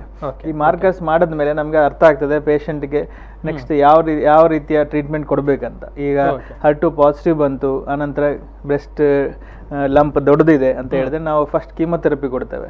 ಇಲ್ಲ ಅಂತ ಹೇಳಿದ್ರೆ ನಾವು ಫಸ್ಟ್ ಆಪರೇಷನ್ ಮಾಡ್ತೇವೆ, ಸರ್ಜರಿ ಮಾಡಿ ನಂತರ ಕೀಮೊಥೆರಪಿ, ರೇಡಿಯೋಥೆರಪಿ ಎಲ್ಲ ಕೊಡ್ತೇವೆ. ಸೊ ಈ ಥರ ಎಲ್ಲ ವಿಧಗಳ ಇದೆ. ಬಯಾಪ್ಸಿಲಿ ನಮಗೆ ಅದು ಗೊತ್ತಾಗ್ತದೆ. ಎಸ್. ಸೊ ಈ ಮೂಲಕ ಅದರ ಸ್ಟೇಜ್ಗಳನ್ನು ಕೂಡ ನಾವು ಐಡೆಂಟಿಫೈ ಮಾಡಬಹುದು. ಹೌದು. ಈಗ ಈ ಬಯಾಪ್ಸಿ ಎಲ್ಲ ಮಾಡಿ ನಾವು ಒಂದು ಸಾರಿ ಕ್ಯಾನ್ಸರ್ ಅಂತ ಕಂಡಿಡಿದ ಮೇಲೆ ನಮ್ಮ ನೆಕ್ಸ್ಟ್ ಸ್ಟೆಪ್ ಈಸ್ ಸ್ಟೇಜಿಂಗ್. ಅಂದ್ರೆ ಯಾವ ಸ್ಟೇಜ್ ಅಲ್ಲಿ ಇದೆ ಅನ್ನೋದನ್ನ ನನಗೆ ಬರುವಂತ ಪೇಷಂಟ್ಸ್ ಫಸ್ಟ್ ಕ್ವಶನ್ ಅಂದ್ರೆ ಡಾಕ್ಟರ್ ಕ್ಯಾನ್ಸರ್ ಅಂತ ಅಂದ್ರೆ ಯಾವ ಸ್ಟೇಜ್ ಅಲ್ಲಿ ಇದೆ ಅನ್ನೋದು ಫಸ್ಟ್ ಕ್ವಶನ್ ಎಲ್ಲರೂ ಕೇಳೋದು. ಸೊ ಈ ಕ್ಯಾನ್ಸರ್ ಅನ್ನೋದು ಯೂಶಲಿ ಬ್ರೆಸ್ಟ್ ಕ್ಯಾನ್ಸರ್ ನಲ್ಲಿ 4 ಸ್ಟೇಜ್ ಇರ್ತದೆ. 1 and 2 we call early cancers, early stage of cancer. So stage 3 ಅನ್ನ ನಾವು locally advanced breast cancer ಅಂತ ಹೇಳ್ತೇವೆ. ಅಂದ್ರೆ ಅದು ಬೇರೆ ಕಡೆ ಎಲ್ಲೂ ಸ್ಪ್ರೆಡ್ ಆಗಿಲ್ಲ, ಆದ್ರೆ ಅಲ್ಲಿ ಕೂಡ ಜಾಸ್ತಿ ಆಗಿದೆ. ಸ್ಟೇಜ್ 1 and stage 2 ಕಂಪೇರ್ ಮಾಡಿದ್ರೆ stage 3 is bigger, means it has increased compared to stage 1 and stage 2 ಅದಕ್ಕಿಂತ ಹೆಚ್ಚಾಗಿರುವಂಥದ್ದು. ಬಟ್ ಮೆಟಾಸ್ಟಾಸಿಸ್ ಅಲ್ಲ, ಅಂದ್ರೆ ಬೇರೆ ಕಡೆ ಎಲ್ಲೂ ಸ್ಪ್ರೆಡ್ ಆಗಿಲ್ಲ. ಸೊ ಈಗ ಈ ಸ್ತನದ ಕ್ಯಾನ್ಸರ್ ಬೋನ್ಗೆ ಹೋಗ್ಬೋದು, ಲಂಗ್ಸ್ಗೆ ಹೋಗ್ಬೋದು, ಲಿವರ್ಗೆ ಹೋಗ್ಬೋದು, ಈ ತರ ಎಲ್ಲ ಸ್ಪ್ರೆಡ್ ಆಗೋ ಚಾನ್ಸ್ ಇರ್ತದೆ. ಅದನ್ನ ನಾವು ಸ್ಟೇಜ್ 4 ಅಂತ ಹೇಳ್ತೇವೆ. ಸೊ ಅರ್ಲಿ ಸ್ಟೇಜ್ ಅಲ್ಲಿ ಬಂದ್ರೆ ಅದಕ್ಕೆ ನಾವು ಕ್ಯೂರ್ ಮಾಡ್ಲಿಕ್ಕೆ ಸಾಧ್ಯ ಇದೆ. ಪೇಷಂಟ್ ನ ನಾರ್ಮಲ್ ಲೈಫ್ ಲೀಡ್ ಮಾಡ್ಬೋದು. ಅದನ್ನ cure is possible with early stages. So ಆದ್ರಿಂದ ಪೇಷಂಟ್ಗೆ ಯಾವಾಗಲೂ ಹಾಸ್ಪಿಟಲ್ಗೆ ಯಾವ ಸ್ಟೇಜಲ್ಲಿ ಬರ್ತಾರೆ ಅನ್ನೋದು ಬಹಳ ಇಂಪಾರ್ಟೆಂಟ್ ಆಗ್ತದೆ. ಬೇಗನೆ ಗುಣಲಕ್ಷಣಗಳು ಕಂಡಾಗ ಬೇಗ ಬಂದ್ರೆ ಅದನ್ನ ಕ್ಯೂರ್ ಮಾಡ್ಲಿಕ್ಕೆ ಸಾಧ್ಯ ಇದೆ, ಸುಲಭವಾಗಿ ಸಾಧ್ಯ ಆಗುತ್ತೆ ಅನ್ನೋದು. ಇನ್ನು ಚಿಕಿತ್ಸೆಯ ವಿಚಾರಕ್ಕೆ ಬಂದ್ರೆ, ಚಿಕಿತ್ಸೆ ಅಂದ್ರೆ ಬೇಗ ಬಂದ್ರೆ ಬೇಗ ಗುಣಪಡಿಸಬಹುದು ಅನ್ನುವಂಥದ್ದು. ಸೊ ಚಿಕಿತ್ಸೆಯ ವಿಚಾರಗಳ ಬಗ್ಗೆ ಹೇಳೋದಿದ್ರೆ ಏನೆಲ್ಲ ಆಪ್ಷನ್ಗಳಿರುತ್ತೆ ಅವರಿಗೆ ಅಂತ? ಈ ಚಿಕಿತ್ಸೆ ಕ್ಯಾನ್ಸರ್ ಚಿಕಿತ್ಸೆಯಲ್ಲಿ surgery, radiation, chemotherapy, hormonal therapy and targeted therapy ಅಂತ 4 ರಿಂದ 5 ವಿಧಗಳಿದೆ. ಆಯ್ಕೆಗಳಿದೆ. ಸೊ ಈ ಆಯ್ಕೆಗಳಲ್ಲಿ ಎಲ್ಲ ಪೇಷಂಟ್ಸ್ಗೆ ಎಲ್ಲ ಬೇಕಾ, ಅಂದ್ರೆ ಈ 5 ವಿಧಗಳನ್ನ ನಾವು ಟ್ರೀಟ್ಮೆಂಟ್ನ ಯೂಸ್ ಮಾಡಬೇಕಾ ಇಲ್ಲ ಅಂತ ಅನ್ನೋದು ಆ ಪೇಷಂಟ್ನ ನಾವು ಹೇಳಿದ್ನಲ್ಲ ಬಯಾಪ್ಸಿ ಮಾಡಿದಾಗಿರೋ ಮಾರ್ಕರ್ಸ್, ಅವರ ಸ್ಟೇಜ್ ಆಫ್ ದ ಡಿಸೀಸ್ ಅದೆಲ್ಲ ಕೌಂಟ್ ಆಗ್ತದೆ. ಈಗ ಒಬ್ಬ ಪೇಷಂಟ್ ನಮಗೆ ಇದರಲ್ಲಿ ಒಂದ್ಸರಿ ಪೇಷಂಟ್ ಬೇರೆ ಕಡೆ ಸ್ಪ್ರೆಡ್ ಆದ್ರೆ, ಅಂದ್ರೆ ಸ್ಟೇಜ್ 4 ಡಿಸೀಸ್ ಇದ್ದಾಗ ಸರ್ಜರಿ ಆಪ್ಷನ್ ಇರಲ್ಲ. But other than stage 4, stage 1, stage 2, stage 3 ಅಲ್ಲಿ ಇನ್ನೆಲ್ಲ ಈ 3 ಸ್ಟೇಜ್ ಅಲ್ಲಿ ಸರ್ಜರಿ ಬೇಕೇ ಬೇಕಾಗ್ತದೆ. ಸೊ ಸರ್ಜರಿ ಇಲ್ಲದೆ ಪೇಷಂಟ್ ನ ಗುಣಮುಖ ಮಾಡ್ಲಿಕ್ಕೆ ಸಾಧ್ಯ ಇಲ್ಲ. ಕಂಪ್ಲೀಟ್ ಕ್ಯೂರ್ ಮಾಡ್ಬೇಕಂತ ಹೇಳಿದ್ರೆ ಆಪರೇಷನ್ ಮಾಡಲೇಬೇಕು. ಆನಂತರ chemotherapy most of the patients, ಅಂದ್ರೆ 90% ಜಾಸ್ತಿ ಪೇಷಂಟ್ಸ್ಗೆ ಕೀಮೊಥೆರಪಿ ಕೂಡ ಬೇಕಾಗ್ತದೆ. ಆದರೆ ಕೆಲವೊಂದು ಪೇಷಂಟ್ಸ್ ಅಲ್ಲಿ ನಾವು ಕೀಮೊಥೆರಪಿನ ಅವಾಯ್ಡ್ ಮಾಡ್ಬೋದು. ಅಂದ್ರೆ ಅರ್ಲಿ ಸ್ಟೇಜ್ ಇದೆ, ಸ್ಟೇಜ್ ಒಂದು ಪೇಷಂಟ್ 2 ಸೆಂಟಿಮೀಟರ್ಗಿಂತ ಚಿಕ್ಕ ಗಂಟಿದೆ, ಆ ಪೇಷಂಟ್ ಅಲ್ಲಿ ಮತ್ತೆ ನಾನು ಹೇಳ್ದಂಗೆ mucinous variety are other good grade, low grade cancers ಇದ್ದರೆ ಆ ಥರ ಕ್ಯಾನ್ಸರ್ಗಳಲ್ಲಿ ನಾವು ಈವನ್ ನೋಡ್ಸ್ ಅಲ್ಲಿ ಸ್ಪ್ರೆಡ್ ಆಗಿಲ್ಲ, ಆನಂತರ ನಾವು ಒಂದು ಟೆಸ್ಟ್ ಕೂಡ ಮಾಡ್ತೇವೆ, ದಟ್ ಈಸ್ ಕಾಲ್ಡ್ ಆಂಕೋಟೈಪ್ DX. ಅಂದರೆ ಒಂದು ಜೆನೆಟಿಕ್ ಟೆಸ್ಟ್ ಅದು. ನಾವು ಗಂಟನ್ನು ತೆಗೆದು ಟೆಸ್ಟ್ ಕಳಿಸಿದಾಗ ಆ ಟೆಸ್ಟಲ್ಲಿ ನಾವು ಆಂಕೋಟೈಪ್ DX ಅಂತ ಜೀನ್ಸ್ನ ನಾವು ಮಾಡ್ಬೋದು. ಆ ಜೆನೆಟಿಕ್ ಟೆಸ್ಟಲ್ಲಿ ನಮಗೆ ಕೆಲವೊಂದು ನಾವು ಗ್ರೇಡ್ ಮಾಡ್ತೇವೆ, low level, intermediate level and high level ಅಂತ. ಅದರಲ್ಲಿ ನಾವು ಈ ಪೇಷಂಟ್ಗೆ ಕ್ಯಾನ್ಸರ್ ಕೀಮೊಥೆರಪಿ ಕೊಡಬೇಕೋ ಬೇಡೋ ಅಂತ ಡಿಸೈಡ್ ಮಾಡ್ಬೋದು. ಸೊ ಎಲ್ಲ ಪೇಷಂಟ್ಸ್ಗೆ ಕೂಡ ಕೀಮೊಥೆರಪಿ ಅವಶ್ಯಕತೆ ಇಲ್ಲ, but most of the patients require chemotherapy. ಆ ನಂತರ ಈ ನಾನು ಹೇಳ್ದಂಗೆ radiation therapy is another modality. Radiation therapy ಕೂಡ ಕೆಲವೊಂದು ಪೇಷಂಟ್ಸಲ್ಲಿ ನಾವು ಅವಾಯ್ಡ್ ಮಾಡ್ಬೋದು. ಅಂದರೆ ಪೂರ್ತಿ ಬ್ರೆಸ್ಟ್ ತೆಗೆದಿರ್ತೇವೆ, ಮತ್ತೆ ನೋಡ್ ಪಾಸಿಟಿವ್ ಡಿಸೀಸ್ ಇಲ್ಲ, ಅಂದ್ರೆ ಆಕ್ಸಿಲರ್ ಈ ಅಂಡರ್ ಆರ್ಮ್ಸ್ ಅಲ್ಲಿ ಕೆಲವೊಂದ್ಸರಿ ಕ್ಯಾನ್ಸರ್ ಸ್ಪ್ರೆಡ್ ಆಗಿರ್ತದೆ, ಆ ಜಾಗದಲ್ಲಿ ಗಂಟುಗಳಲ್ಲಿ ಕ್ಯಾನ್ಸರ್ ಇಲ್ಲ ಅನ್ನೋ ಪೇಷಂಟ್ಸ್ ಅಲ್ಲಿ ರೇಡಿಯೇಷನ್ ಅವಾಯ್ಡ್ ಮಾಡ್ಬೋದು. ಅದರ್ವೈಸ್ ರೇಡಿಯೇಷನ್ ಕೂಡ ಲೋಕಲಿ ಅಡ್ವಾನ್ಸ್ ಇರ್ಬೋದು, ಅಥವಾ ನೋಡ್ ಪಾಸಿಟಿವ್ ಡಿಸೀಸ್ ಇದ್ರೆ, ಅಥವಾ ನಾವು ಬ್ರೆಸ್ಟ್ ಕನ್ಸರ್ವೇಷನ್ ಅಂತ ಮಾಡ್ತೇವೆ. ಅಂದರೆ ಕೆಲವೊಂದು ಪೇಷಂಟ್ಸ್ ಅಲ್ಲಿ ನಾವು ಎಲ್ಲ ಪೇಷಂಟ್ಸ್ ಅಲ್ಲಿ ಕೂಡ ಪೂರ್ತಿ ಬ್ರೆಸ್ಟ್ ತೆಗೆಯೋ ಅವಶ್ಯಕತೆ ಬರಲ್ಲ. ಕೆಲವೊಬ್ಬರಲ್ಲಿ ನಾವು ಬ್ರೆಸ್ಟ್ ಪ್ರಿಸರ್ವ್ ಕೂಡ ಮಾಡ್ಬೋದು. ಸೊ ಈ ಪ್ರಿಸರ್ವ್ ಮಾಡೋ ಪೇಷಂಟ್ಸ್ಗೆ ನಾವು ರೇಡಿಯೇಷನ್ ಕೂಡ ಕೊಡಬೇಕಾಗ್ತದೆ. ಹೀಗೆ ವಿಧವಾದಂತ ಎಲ್ರಿಗೂ ಕೀಮೊಥೆರಪಿ ಬೇಡ, ಎಲ್ರಿಗೂ ಆಪರೇಷನ್ ಬೇಡ, ಎಲ್ರಿಗೂ ಸಂಪೂರ್ಣ ಸ್ತನಗಳನ್ನು ತೆಗೆಯುವಂತ ಅವಶ್ಯಕತೆಗಳು ಕೂಡ ಇರೋದಿಲ್ಲ. ಅದು ಅವರವರ ಪೇಷಂಟ್ಗಳ ಅವರ ಒಂದು ಸ್ಥಿತಿಗತಿಯ ಮೇಲೆ, ಸ್ಟೇಜ್ಗಳ ಮೇಲೆ ಡಿಪೆಂಡ್ ಆಗಿರುತ್ತೆ ಅನ್ನುವಂಥದ್ದು. ಎಸ್ ಇನ್ನು ಅದರ ಜೊತೆಗೆ ಈ ಒಂದು ಸ್ತನಗಳನ್ನು ಮತ್ತೆ ಜೋಡಿಸುವಂಥದ್ದು ಅಥವಾ ಮತ್ತೆ ಮರುಪೂರ್ಣ ಮಾಡುವಂಥ ಒಂದು ವ್ಯವಸ್ಥೆಗಳಾಗತ್ತಾ ಎಲ್ರಿಗೂ ಅಂತ? ಹೌದು, ಈ ಕ್ಯಾನ್ಸರ್ ಸರ್ಜರಿ, ನಾನು ಸರ್ಜನ್ ಆಗಿರೋದ್ರಿಂದ ಕೆಲವೊಂದು ಪೇಷಂಟ್ಸ್ ನನಗೆ ಬಂದಾಗ ಮೊದಲಿಗೆ ಕೇಳೋದು, ಸರ್ ಈಗ ಬಂದಿರೋ ಕ್ಯಾನ್ಸರ್ಗೆ ನಾವು ಪೂರ್ತಿ ಬ್ರೆಸ್ಟ್ ತೆಗಿಬೇಕಾ? ಈಗ ಯಂಗ್ ಪೇಷಂಟ್ಸ್ ಕೂಡ ಬರ್ತಾರೆ ನನಗೆ, 20 ರಿಂದ 25 ವರ್ಷದ ಹೆಣ್ಮಕ್ಳಲ್ಲಿ ಕೂಡ ನಾನು ಬ್ರೆಸ್ಟ್ ಕ್ಯಾನ್ಸರ್ ನೋಡಿದ್ದೇನೆ. ಸೊ ಈ ತರ ಬಂದಾಗ ನಾವು ಆ ಪೇಷಂಟ್ಗೆ ನಾವು ಪೂರ್ತಿ ಬ್ರೆಸ್ಟ್ ತೆಗಿಬೇಕಾಗ್ತದ ಅಥವಾ ಜಸ್ಟ್ ಆ ಗಂಟೆ ಮಾತ್ರ ತೆಗೆದ್ರೆ ಸಾಕಾಗ್ತದ ಅಂತ ಕೇಳೋ ಕ್ವಶನ್ ಕಾಮನ್. ಆ ನಂತರ ಇನ್ನೊಂದು, ಪೂರ್ತಿ ಬ್ರೆಸ್ಟ್ ತೆಗೆದ್ರೆ ಅದು ಸೇಫಾ? ಜಸ್ಟ್ ಆ ಗಂಟೆ ಮಾತ್ರ ತೆಗೆದ್ರೆ ಸೇಫ್ ಇರ್ತದ ಅಥವಾ ಪೂರ್ತಿ ಬ್ರೆಸ್ಟ್ ತೆಗೆದ್ರೆ ತೆಗಿಬೇಕಾಗ್ತದ ಅನ್ನೋದು ಕ್ವಶನ್ ಕೇಳ್ತಾರೆ. ಸೊ ಈ ರೀತಿ ನೋಡಿದ್ರೆ ಈಗ ಈಗಿನ ಕಾಲದ ನಮ್ಮ ಈಗ ಅವೈಲೇಬಲ್ ಟ್ರೀಟ್ಮೆಂಟ್ ಅಲ್ಲಿ it is possible to remove only that breast lump ಅಂದ್ರೆ ಲಂಪೆಕ್ಟಮಿ ಅಂತ ಹೇಳಲ್ಲ ನಾವು. ಕ್ಯಾನ್ಸರ್ಗೆ ಏನ್ ಮಾಡ್ತೇವೆ ಅಂದ್ರೆ ಕ್ಯಾನ್ಸರಿನ ಸುತ್ತ ಇರೋ ನಾರ್ಮಲ್ ಟಿಶ್ಯೂ ಕೂಡ ಅಪ್ ಟು ಸ್ವಲ್ಪ ನಾರ್ಮಲ್ ಟಿಶ್ಯೂ, ಕ್ಯಾನ್ಸರ್ ಇಲ್ಲದೆ ಇರೋ ಟಿಶ್ಯೂ ಕೂಡ ತೆಗಿತೇವೆ. ಆದ್ರಿಂದ ಕ್ಯಾನ್ಸರ್ ಮತ್ತೆ ಬರೋ ಚಾನ್ಸ್ ಕಡಿಮೆ. ಅಲ್ಲಿ ನಾವು ತೆಗೆದಾಗ, ಆಪರೇಷನ್ ಮಾಡಿದಾಗ ಆ ಗಂಟಿನ ಸುತ್ತ ಇರೋ ಸ್ವಲ್ಪ ಎಕ್ಸ್ಟ್ರಾ ಟಿಶ್ಯೂ ತೆಗೆದು ಆ ಜಾಗದನ್ನ ನಾವು ಮತ್ತೆ ರೀಕನ್ಸ್ಟ್ರಕ್ಟ್ ಕೂಡ ಮಾಡ್ಬೋದು. ಅಂದ್ರೆ ಚಿಕ್ಕ ಗಂಟಿದ್ರೆ ಅಷ್ಟು ಮಾತ್ರ ತೆಗೆದು ಅದನ್ನ ಮತ್ತೆ ನಾವು ಜೋಡಿಸಿದ್ರೆ ಸಾಕಾಗ್ತದೆ. ಈಗ ಜಾಸ್ತಿ ಸ್ವಲ್ಪ ದೊಡ್ಡ ಗಂಟಿದ್ರೆ, ಆ ನಂತರ ಚಿಕ್ಕ ಬ್ರೆಸ್ಟ್ ಇದ್ರೆ ನಾವು ಆ ತರ ತೆಗೆದಾಗ ಕಾಸ್ಮೆಟಿಕಲಿ ಚೆನ್ನಾಗಿ ಬರಲ್ಲ. ಸೊ ಆವಾಗ ನಾವು ಬೇರೆ ಕಡೆಯಿಂದ ಟಿಶ್ಯೂನ ತೆಗೆದು ಅಲ್ಲಿ ಹಾಕಿ ನಾವು ರೀಕನ್ಸ್ಟ್ರಕ್ಷನ್ ಕೂಡ ಮಾಡ್ತೇವೆ. ಸೊ ಆ ತರ ಮಾಡ್ಲಿಕ್ಕೆ ಕೂಡ ಸಾಧ್ಯ ಇದೆ. ಸೊ ಎಲ್ಲ ಪೇಷಂಟ್ಸ್ಗೆ ನಾವು ಪೂರ್ತಿ ಬ್ರೆಸ್ಟ್ ತೆಗೆಯೋ ಅವಶ್ಯಕತೆ ಇಲ್ಲ.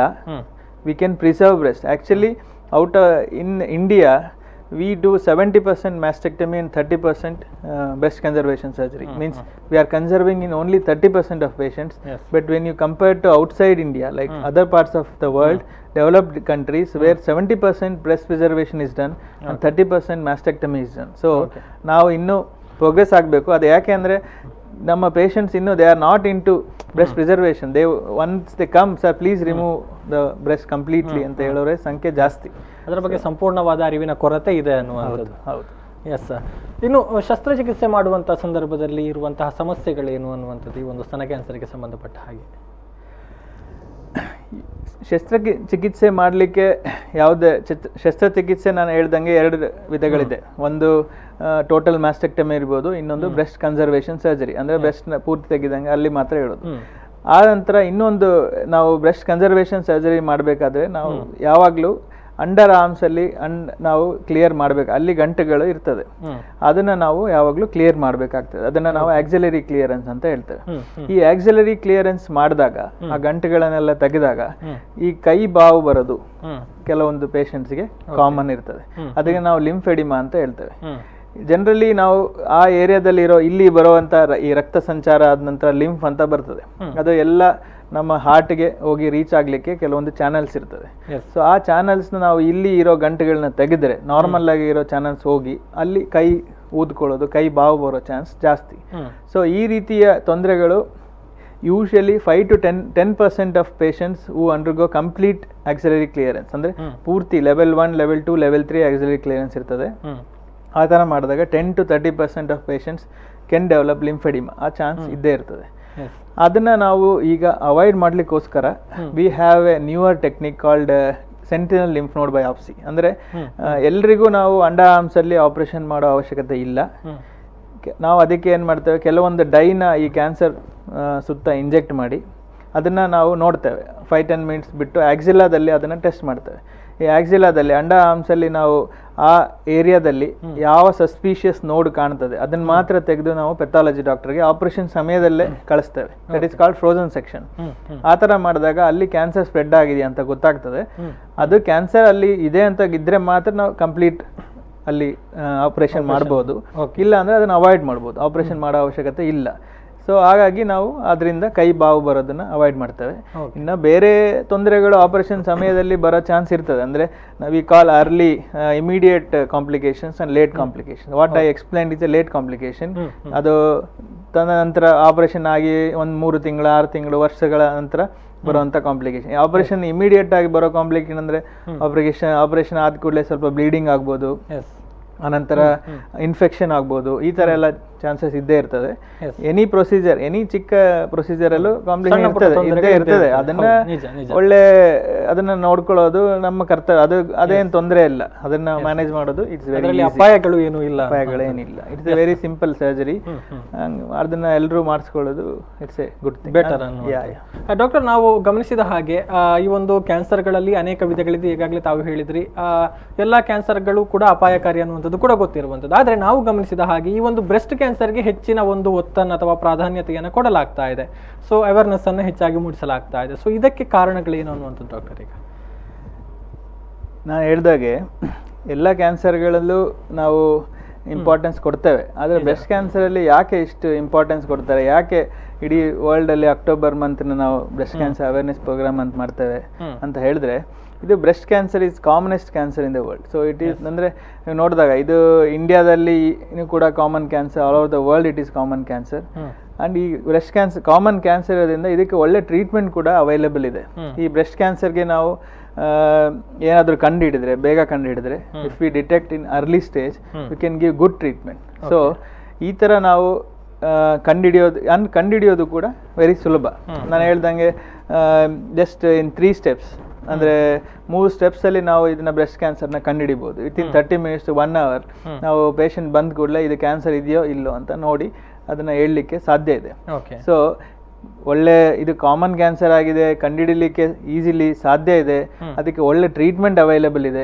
ಆನಂತರ ಪೇಷಂಟ್ಸ್ ನಮಗೆ ಅರ್ಲಿ ಸ್ಟೇಜಲ್ಲಿ ಬಂದರೆ ಇದರಿಂದ ನಾವು ಅವ್ರನ್ನ ಮಾರ್ಟಾಲಿಟಿ ರೇಟ್, ಅಂದರೆ ಅದರಿಂದ ಸಾವು ಏನಿರ್ತದೆ, ಸಾಯುವಂಥ ಪೇಷಂಟ್ಸ್ನ ನಾವು ಕಡಿಮೆ ಮಾಡ್ಬೋದು. ಸೊ ಮಾರ್ಟಾಲಿಟಿ ರೇಟ್ನ ಕೂಡ ನಾವು ಕಡಿಮೆ ಮಾಡಲಿಕ್ಕೆ ಸಾಧ್ಯ ಇದೆ. ಇದನ್ನ ಈ ಥರ ಅವೇರ್ನೆಸ್ ಪ್ರೋಗ್ರಾಮ್ನ ಬಹಳ ವರ್ಷಗಳಿಂದ ಬಹಳ ದೇಶಗಳಲ್ಲಿ ಮಾಡಿದ್ದಾರೆ. ಅದರಲ್ಲಿ ಏನಾಗಿದೆ ಅಂದರೆ ಈ ಥರ ಪ್ರೋಗ್ರಾಮ್ಸ್ ಮಾಡೋದ್ರಿಂದ, ಈ ಥರ ಅವೇರ್ನೆಸ್ ಸ್ಪ್ರೆಡ್ ಮಾಡೋದ್ರಿಂದ ಪೇಷಂಟ್ಸ್ ಅರ್ಲಿ ಸ್ಟೇಜಲ್ಲಿ ಬಂದು ತೋರಿಸೋ ಸಂಖ್ಯೆ ಜಾಸ್ತಿ ಆಗ್ತದೆ. ಆನಂತರ ಅದರಿಂದ ಆಗುವಂಥ ಮಾರ್ಟಾಲಿಟಿನ ನಾವು ಕಡಿಮೆ ಮಾಡ್ಬೋದು. ಸೊ ಆದ್ರಿಂದ ಇಟ್ ಈಸ್ ಆದ್ರಿಂದ ಬ್ರೆಸ್ಟ್ ಕ್ಯಾನ್ಸರ್ಗೆ ನಾವು ಇಷ್ಟು ಇಂಪಾರ್ಟೆನ್ಸ್ ಸಿಗ್ತಾ ಇದೆ ಅನ್ನುವಂಥದ್ದು. ಎಸ್, ತುಂಬ ಉತ್ತಮವಾದಂಥ ವಿಚಾರ ಕೂಡ ಹೌದು. ಯಾಕಂತ ಹೇಳಿದ್ರೆ ಹೆಚ್ಚಿನ ಅರಿವು ಬೇಕಾಗುತ್ತೆ ಈ ಒಂದು ವಿಚಾರಕ್ಕೆ ಸಂಬಂಧಪಟ್ಟ ಹಾಗೆ. ಡಾಕ್ಟರ್, ಇನ್ನು ನಾನು ಟ್ರೀಟ್ಮೆಂಟ್ನ ವಿಚಾರಕ್ಕೆ ಬಂದರೆ, ನೀವು ಅನೇಕ ವಿಧದ ಟ್ರೀಟ್ಮೆಂಟ್ಗಳನ್ನು ಹೇಳಿದ್ರಿ, ಏನೆಲ್ಲ ಆಪ್ಷನ್ಗಳಿರುತ್ತೆ ಒಬ್ಬ ಪೇಷಂಟ್ಗೆ ಈ ಸಂದರ್ಭದಲ್ಲಿ ಅನ್ನುವಂಥದ್ದು. ಈ ಸಂದರ್ಭದಲ್ಲಿ ಕೀಮೋಥೆರಪಿ ಅನ್ನುವಂಥ ಒಂದು ಮಾತನ್ನು ಕೂಡ ಹೇಳಿದ್ರಿ. ಸೊ ಇದರಿಂದ ಅನೇಕ ಅಡ್ಡ ಪರಿಣಾಮಗಳಿದೆ ಅನ್ನುವಂಥ ಮಾತುಗಳು ಕೇಳಿ ಬರ್ತಾ ಇದೆ. ಸೊ ಇದು ಎಷ್ಟು ಸತ್ಯ ಮತ್ತು ಇದರಿಂದ ಏನೆಲ್ಲ ಆ್ಯಕ್ಚುಯಲ್ ಆಗಿದೆ ಅಂತ? ಕೀಮೋಥೆರಪಿಯಿಂದ ಅಡ್ಡ ಪರಿಣಾಮಗಳು ಇದೆ, ಇಲ್ಲ ಅಂತ ಹೇಳಲಿಕ್ಕಾಗಲ್ಲ. ಅಂದರೆ ಈ ಕೀಮೋಥೆರಪಿ ಅಂದರೆ ಅದು ಇಂಜೆಕ್ಷನ್ ಅಷ್ಟೇ. ಸೊ ಇಂಜೆಕ್ಷನ್ ಕೊಟ್ಟಾಗ ಅವರಿಗೆ ಸ್ವಲ್ಪ ವೀಕ್ನೆಸ್ ಬರೋದು, ಬ್ಲಡ್ ಕೌಂಟ್ಸ್ ಎಲ್ಲ ಕಡಿಮೆ ಆಗೋದು. ಆನಂತರ ಈವನ್ ಈ ಕೀಮೋಥೆರಪಿಯ ಯೂಶಲಿ ಬ್ರೆಸ್ಟ್ ಕ್ಯಾನ್ಸರ್ಗೆ ಕೊಡುವಂಥ ಕೀಮೋಥೆರಪಿ ಡ್ರಗ್ಸಲ್ಲಿ ಈ ಕೂದಲು ಉದುರೋದು ಕೂಡ ಇರ್ತದೆ. ಇದು ಕಾಮನ್ ಆಗಿ ಕೇಳೋ ಕ್ವಶನ್. ಎಲ್ಲ ಪೇಷಂಟ್ ಬಂದಾಗ ಫಸ್ಟ್ ಕೇಳೋದು, ಸರ್ ನನ್ನ ಕೂದಲು ಉದುರು ಹೋಗ್ತದ? ಕೂದಲು ಉದುರೋ ಅಂತ ಚಾನ್ಸ್ ಇದೆ, ಇಲ್ಲ ಅಂತ ಹೇಳಲಿಕ್ಕಾಗಲ್ಲ. ಬಟ್ ಈ ಕೂದಲು ಇರೋದು it is not A permanent thing. ಇದು ಪರ್ಮನೆಂಟ್ ಅಲ್ಲ. ಒನ್ಸ್ ಯು ಕಂಪ್ಲೀಟ್ ಟ್ರೀಟ್ಮೆಂಟ್ ಅದು ಮತ್ತೆ ಬರ್ತದೆ. ಸೊ ನಾವು ಅದಕ್ಕೋಸ್ಕರ ಈ ಕೆಲವೊಂದು ಪೇಷಂಟ್ಸ್ ನಾನು ಕೀಮೋಥೆರಪಿ ಬೇಡ ಅಂತ ಹೇಳಿ ಹೋಗುವಂಥ ಪೇಷಂಟ್ಸ್ ನಾನು ಭಾಳ ಸರಿ ನೋಡಿದ್ದೇನೆ. ಬಟ್ ಅದು ಇಟ್ ಇಸ್ ನಾಟ್ ಪರ್ಮನೆಂಟ್. ಅದಕ್ಕೆ ಅದು ಟಾಲರಬಲ್. ಕೀಮೋಥೆರಪಿಗೆ ನಾವು ಎಲ್ಲ ಪೇಷಂಟ್ಸ್ಗೂ ಎಲ್ಲ ಥರದ ಡೋಸ್ ಕೊಡೋದಿಲ್ಲ. ಈಗ ಒಂದು ಪೇಷಂಟ್ ವೆಯ್ಟ್ ನೋಡ್ತೇವೆ, ಹೈಟ್ ನೋಡ್ತೇವೆ, ಅವ್ರಿಗೆ ಅವ್ರು ಇರೋವಂಥ ಬಾಡಿ ಮಾಸ್ ಇಂಡೆಕ್ಸ್ ನೋಡಿ ಅದನ್ನು ಚೆಕ್ ಮಾಡಿ, ನಾವು ಬಾಡಿ ಸರ್ಫೇಸ್ ಏರಿಯಾ ಚೆಕ್ ಮಾಡಿ ಅದನ್ನು ನಾವು ಕೊಡುವಂಥದ್ದು. ಸೊ ಎಲ್ಲರೂ ಭಯ ಪಡುವಂತಹ ಅಗತ್ಯ ಇಲ್ಲ ಅದರಲ್ಲಿ. ಸೊ ಆದ್ರಿಂದ ಈ ಭಯ ಪಡುವಂತ ಅಗತ್ಯ ಏನಿಲ್ಲ. ಸೊ ಇದು ಕಾಮನ್ ಆಗಿ ಕೇಳೋಂಥ ಪ್ರಶ್ನೆನೆ, ಸರ್ ಕೂದಲು ಹೋಗ್ತದ ಅಂತ ಕೇಳೋ. ಬಟ್ ಚಾನ್ಸ್ ಇದೆ. ಈಗ ಕೆಲವೊಂದು ಹೊಸ ಚಿಕಿತ್ಸೆಗಳು ಬಂದಿದೆ. ಅಂದ್ರೆ ಓರಲ್ ಡ್ರಗ್ಸ್ ಕೂಡ ಬರ್ತಾ ಇದೆ. ಅದು they are under investigations. So ಕೆಲವೊಂದು ಓರಲ್ ಡ್ರಗ್ಸ್ನ ಕೊಟ್ಟು ಕೀಮೋಥೆರಪಿ, ಟಾರ್ಗೆಟೆಡ್ ಥೆರಪಿ ಕೂಡ ಬಂದಿದೆ. So mainly it is used in targeted therapy ಅಂತ ಏನಿದೆ ಅದನ್ನು ನಾವು ಎಸ್ಪೆಷಲಿ ಮೆಟಾಸ್ಟ್ಯಾಟಿಕ್ ಸೆಟ್ಟಿಂಗಲ್ಲಿ ಓರಲ್ ಡ್ರಗ್ಸ್ನ ಆಗಿ ಯೂಸ್ ಮಾಡ್ತೇವೆ. So other common targeted therapy we use is HER2 positive ಪೇಷಂಟ್ಸ್ಗೆ we use hormonal, that is Herceptin ಅಂತ ಒಂದು ಟ್ರಾನ್ಸ್ಟುಜುಮಬ್ ಅಂತ ಬರ್ತದೆ. ಅದನ್ನು ನಾವು ಕಾಮನ್ ಆಗಿ ಯೂಸ್ ಮಾಡ್ತೇವೆ. ಅದು HER2 ಪಾಸಿಟಿವ್ ಇರೋವಂಥ ಬ್ರೆಸ್ಟ್ ಕ್ಯಾನ್ಸರ್ ಪೇಷಂಟ್ಸ್ಗೆ ಕೊಡುವಂಥ ಇದು. ಈಗ ನ್ಯೂವರ್ ಡ್ರಗ್ಸ್ ಲೈಕ್ ಪರ್ಟುಸಿಮಬ್ ಬಂದಿದೆ ಆ್ಯಂಡ್ BRCA ಪಾಸಿಟಿವ್ ಇರೋಂಥ ಪೇಷಂಟ್ಸ್ಗೆ ಒಲಾಪ್ಯಾರಿಬ್ ಅಂತ ಡ್ರಗ್ಸ್ ಬಂದಿದೆ. ಈ ಥರ ಬೇಕಾದಷ್ಟು ಡ್ರಗ್ಸ್ ಇದೆ. ಸೊ ಅದಕ್ಕೆ ಹೆದರ್ಕೊಳ್ಳೋವಂಥ ಅವಶ್ಯಕತೆ ಏನಿಲ್ಲ. ಇಟ್ ಈಸ್ ಆಲ್ ಕಾಂಪ್ಲಿಕೇಶನ್ಸ್ ಎಲ್ಲ ಟ್ರೀಟ್ಮೆಂಟಲ್ಲಿ ಇದ್ದೇ ಇರ್ತದೆ, but it is manageable. Yes, okay, ಅದನ್ನು ಅರ್ಥ ಮಾಡಿಕೊಂಡ್ರೆ ಯಾವುದು ಕೂಡ ಕಷ್ಟ ಆಗೋದಿಲ್ಲ ಅನ್ನುವಂಥದ್ದು.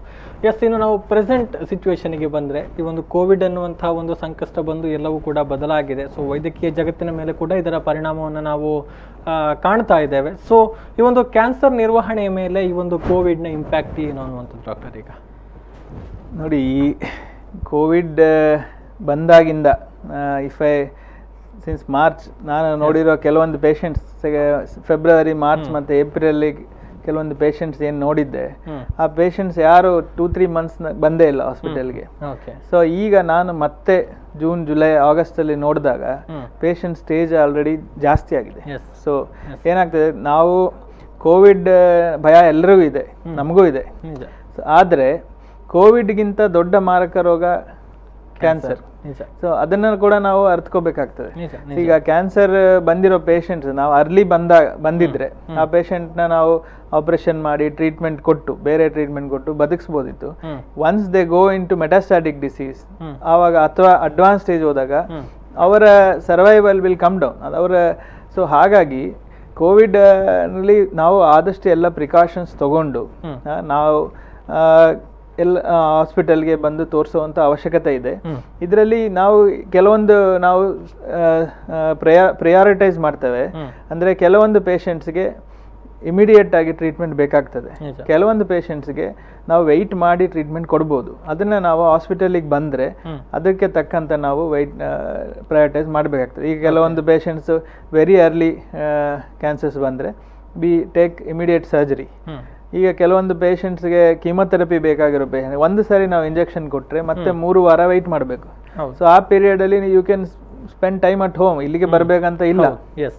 ಸೊ ನಾವು ಅದನ್ನು ಪೇಷಂಟ್ ನೋಡಿ, ಆ ಸ್ಟೇಜ್ ನೋಡಿ ಅದಕ್ಕೆ ಬೇಕಾಗಿರೋ ಟ್ರೀಟ್ಮೆಂಟ್ ಕೊಡ್ತೇವೆ. ಕೋವಿಡ್ ಇಂದ ಎದುರ್ಕೊಂಡು ಮನೇಲಿರುವಂಥ ಅವಶ್ಯಕತೆ ಇಲ್ಲ, ಅದಕ್ಕೆ ಬೇಕಾದಂಥ ಪ್ರಿಕಾಷನ್ಸ್ ನಾವು ತಗೊಳ್ತಾ ಇದ್ದೇವೆ. So we should also be aware that cancer is more dangerous than Covid, I feel. Because Covid mortality ನಾವು ನೋಡಿದ್ರೆ ಏನ್ ಡೆತ್ಸ್ ಆಗ್ತದೆ ಅದಕ್ಕಿಂತ ಜಾಸ್ತಿ ಡೆತ್ ಕ್ಯಾನ್ಸರ್ ರಿಲೇಟೆಡ್ ಮಾರ್ಟಾಲಿಟಿ ಇದೆ ಈಗ. ಅದು ಅರ್ಥ ಮಾಡಿಕೊಳ್ಬೇಕಾಗಿರುವಂತ ವಿಚಾರ. ಸೊ ಈ ದಿನಗಳಲ್ಲಿ ಹಾಸ್ಪಿಟಲ್ಗೆ ಭೇಟಿ ಕೊಡುವಂತ ಸಂದರ್ಭದಲ್ಲಿ ಏನೆಲ್ಲ ಸುರಕ್ಷತೆಗಳಿದೆ ಅನ್ನುವಂಥದ್ದು, ಎಷ್ಟು ಸುರಕ್ಷಿತ ಇವರು ಆಸ್ಪತ್ರೆಗೆ ಬರುವಂಥದ್ದು? ಈ ದಿನಗಳಲ್ಲಿ ನಾನು ಹೇಳೋದು, ನಾವು ಕೋವಿಡ್ಗೆ ತಗೊಳ್ಳುವಂಥ ಪ್ರಿಕಾಷನ್ಸ್ ತಗೊಳ್ತೇವೆ. Everyone is wearing mask, social distancing maintain ಮಾಡ್ತಾನೆ ಇದ್ದೇವೆ. ಆನಂತರ ನಾವು ಯಾವುದೇ ಒಂದು ಪೇಷಂಟ್ನ ಆಪರೇಷನ್ಗೆ ತಗೊಳ್ಲಿಕ್ಕೆ ಮುಂಚೆ we are also testing them COVID related this one. COVID negative ಇದೆಯಾ ಪಾಸಿಟಿವ್ ಇದೆಯಾ ಅಂತ ನೋಡಿ ಆನಂತರನೇ ತಗೊಳ್ಳೋದು. And then we categorise the patients. Like ಈಗ ಕೋವಿಡ್ ಪಾಸಿಟಿವ್ ಬಂದಿರೋ ಪೇಷಂಟ್ಸ್ನ, ನೆಗೆಟಿವ್ ಬಂದಿರೋ ಪೇಷಂಟ್ಸ್ನ ಒಂದೇ ಜಾಗದಲ್ಲಿ ಇಡಲ್ಲ. So they are all kept in separate rooms. So all these things are precautions we are taking. So ಆ ರೀತಿಯ ಪ್ರಿಕಾಷನ್ಸ್ನ ಅನಂತರ ಬೈಸ್ಟ್ಯಾಂಡರ್ಸ್ ಈಗ ನೋಡಿದ್ರೆ number of people who are coming to hospital ಅದನ್ನು ನಾವು ಆದಷ್ಟು ಕಡಿಮೆ ಮಾಡೋದು, ವಿಸಿಟರ್ಸ್ನ ಕಡಿಮೆ ಮಾಡೋದು. ಅದರಿಂದ ಕೂಡ ವಿ ಕ್ಯಾನ್ ಆ್ಯಕ್ಚುಲಿ ಏನಂದರೆ ಈ ಕೋವಿಡ್ ರಿಲೇಟೆಡ್ ಸ್ಪ್ರೆಡ್, ಕೋವಿಡ್ ಇದನ್ನು ನಾವು ಕೂಡ ಅವಾಯ್ಡ್ ಮಾಡ್ಬೋದು. ಸೊ ಎಸ್, ಈಗ ಮತ್ತೆ ಸ್ತನದ ಕ್ಯಾನ್ಸರ್ನ ವಿಚಾರಕ್ಕೆ ಬಂದರೆ, ನಿಗದಿತ ಚಿಕಿತ್ಸೆ ಇಂತಿಷ್ಟು ಕಾಲಕ್ಕೆ ಅಂತ ಇರುತ್ತೆ. ಆ ಚಿಕಿತ್ಸೆ ಪೂರ್ಣಗೊಳಿಸಿದ ಬಳಿಕ ನೆಕ್ಸ್ಟ್ ಫಾಲೋಅಪ್ಗಳು ಹೇಗೆ, ಮುಂದಕ್ಕೆ ಏನು ಮಾಡಬೇಕು ರೋಗಿಗಳು ಅಂತ? ಅಂದರೆ ಈ ಜನರಲಿ ಬ್ರೆಸ್ಟ್ ಕ್ಯಾನ್ಸರಲ್ಲಿ ನಾವು ಮಾಡುವಂಥದ್ದು, ಒನ್ಸ್ ದೇ ಕಂಪ್ಲೀಟ್ ಟ್ರೀಟ್ಮೆಂಟ್, ಅಂದರೆ ಈಗ ಅವರು ಸರ್ಜರಿ ಆಗಿದೆ ಮತ್ತು ಈಗ depending on stage chemotherapy, radiation ಎಲ್ಲ ಮುಗಿದ ನಂತರ ನಾವು 3 ರಿಂದ 4 ತಿಂಗಳಿಗೆ ಒಂದು ಸಾರಿ ಅವರು ಬಂದು ನಮ್ಮನ್ನು ನೋಡಬೇಕಾಗ್ತದೆ. ಸೊ ಅಲ್ಲಿ ನಾವು ಕ್ಲಿನಿಕಲ್ ಎಕ್ಸಾಮಿನೇಷನ್ ಅಂತ ಮಾಡ್ತೇವೆ. ವಿ ಹ್ಯಾವ್ ಟು ಸಿ ಒಂದು ಸಾರಿ ಪೇಷಂಟ್ಗೆ ಕ್ಯಾನ್ಸರ್ ಬಂದಿರೋ ಪೇಷಂಟ್ಗೆ ಮತ್ತೆ ವಾಪಸ್ ಬರೋ ಚಾನ್ಸ್ ಕೂಡ ಇರ್ತದೆ. ಆನಂತರ ಒಂದು ಸಾರಿ ಕ್ಯಾನ್ಸರ್ ಬಂದಿರೋ ಪೇಷಂಟ್ಗೆ ಒಂದು ಸೈಡ್ ಬಂದರೆ ಇನ್ನೊಂದು ಸೈಡ್ ಬರೋ ಚಾನ್ಸ್ ಕೂಡ ಇರ್ತದೆ. ಸೊ ನಾವು ಅದನ್ನು ಕ್ಲಿನಿಕಲಿ ಎಕ್ಸಾಮೈನ್ ಮಾಡ್ತೇವೆ. ಒನ್ಸ್ ಪೇಷಂಟ್ ಕಮ್ಸ್ 3 ರಿಂದ 4 ತಿಂಗಳಿಗೆ ಒಂದ್ಸರಿ, up to 2 years we call them, once in 3 or 4 months. ಆ 2 ತಿಂಗಳು ಆದ ನಂತರ 6 ತಿಂಗಳಿಗೆ ಒಂದ್ಸರಿ ಕರೆದು we do examination. And generally we do yearly mammogram. So ನಾನು ಹೇಳ್ದಂಗೆ ಮ್ಯಾಮೋಗ್ರಾಮ್ ಬಗ್ಗೆ ನಾನು ಆಲ್ರೆಡಿ ಹೇಳಿದ್ದೇನೆ. So once in a year we require to do a mammogram. And 3 monthly or 6 monthly clinical examination. After 5 years, once in a year clinical examination and mammogram to be continued. Yes, ಕೊನೆಯದಾಗಿ ಏನು ಸಂದೇಶಗಳನ್ನು ಕೊಡೋದಕ್ಕೆ ಬಯಸ್ತೀರಿ doctor? ಕೊನೆಯ ಸಂದೇಶ ಅಂತ ಹೇಳಿದ್ರೆ, ನಾವು ಮೊದಲನೇದಾಗಿ ನಾವು ನಮ್ಮ ಜೀವನ ಶೈಲಿಯನ್ನು ಮಾರ್ಪಾಡು ಮಾಡ್ಕೋಬೇಕು. ಜೀವನ ಶೈಲಿಯಲ್ಲಿ we have to do regular exercise at least 30 minutes a day, and we have to eat well, like eating habits ಅಲ್ಲಿ ನಾವು ಜಂಕ್ ಫುಡ್ನ ಅವಾಯ್ಡ್ ಮಾಡೋದಿರಲಿ, ಅಥವಾ ಈಟಿಂಗ್ ಗ್ರೀನ್ ಲೀಫ್ ವೆಜಿಟೇಬಲ್ಸ್, ಫ್ರೂಟ್ಸ್ನ ಜಾಸ್ತಿ ತಿನ್ನೋದ್ರಿಂದ, ಅದರಿಂದ that is unhealthy lifestyle modifications ಮಾಡೋದು it's very important. And second thing is, ನಮ್ಮಲ್ಲಿ ನೀವು ಯಾವಾಗ ಪೇಷಂಟ್ ನಮಗೆ ಬರ್ತಾರೆ ಅನ್ನೋದು ಭಾಳ ಇಂಪಾರ್ಟೆಂಟ್ ಆಗ್ತದೆ. If patient presents an early stage, it is possible to cure. So present, like any symptom ಕಂಡ ಕೂಡಲೇ immediate, if you have any suspicious lesion, any suspicious symptom, you just have to visit the hospital immediately. So early ಬಂದರೆ ಅದಕ್ಕೆ cure possible ಇದೆ. And ಇನ್ನೊಂದು, ಎಲ್ಲ ಸ್ತನದಲ್ಲಿ ಬರೋ ಗಂಟುಗಳೆಲ್ಲ cancer ಅಲ್ಲ, ಹೆದರ್ಕೊಳ್ಳೋ ಅವಶ್ಯಕತೆ ಇಲ್ಲ. ಸ್ತನದಲ್ಲಿ ಗಂಟು ಬಂದ ಕೂಡಲೇ ಕ್ಯಾನ್ಸರ್ ಇದೆ, ಹಾಸ್ಪಿಟ್ಲಿಗೆ ಹೋದ ಕೂಡಲೇ ಅದನ್ನ ಕ್ಯಾನ್ಸರ್ ಅಂತ ಹೇಳಿ ನಿಮಗೆ ಮತ್ತೆ ಅದಕ್ಕೆ ಭಾಳ ಟ್ರೀಟ್ಮೆಂಟ್ ಇದೆ, ಅದನ್ನ ಮಾಡಬೇಕು ಅಂತ ಎದುರಿಸ್ತಾರೆ ಅಂತ ಏನಿಲ್ಲ, ಹಂಗೆ ಅವಶ್ಯಕತೆ ಇಲ್ಲ. ಎಲ್ಲ ಗಂಟುಗಳು ಕ್ಯಾನ್ಸರ್ ಅಲ್ಲ. So it is important to detect early. ಈಗ ಅರ್ಲಿ ಕಂಡಿಡಿದ್ರೆ ತಾನೇ ಅದಕ್ಕೆ ನಾವು ಟ್ರೀಟ್ಮೆಂಟ್ ಕೊಡ್ಲಿಕ್ಕೆ ಸಾಧ್ಯ. ಸೊ ಅದನ್ನ ಬೇಗ ಬಂದು ತೋರಿಸ್ಕೊಳ್ಳೋದು ಅವಶ್ಯಕತೆ ಇದೆ.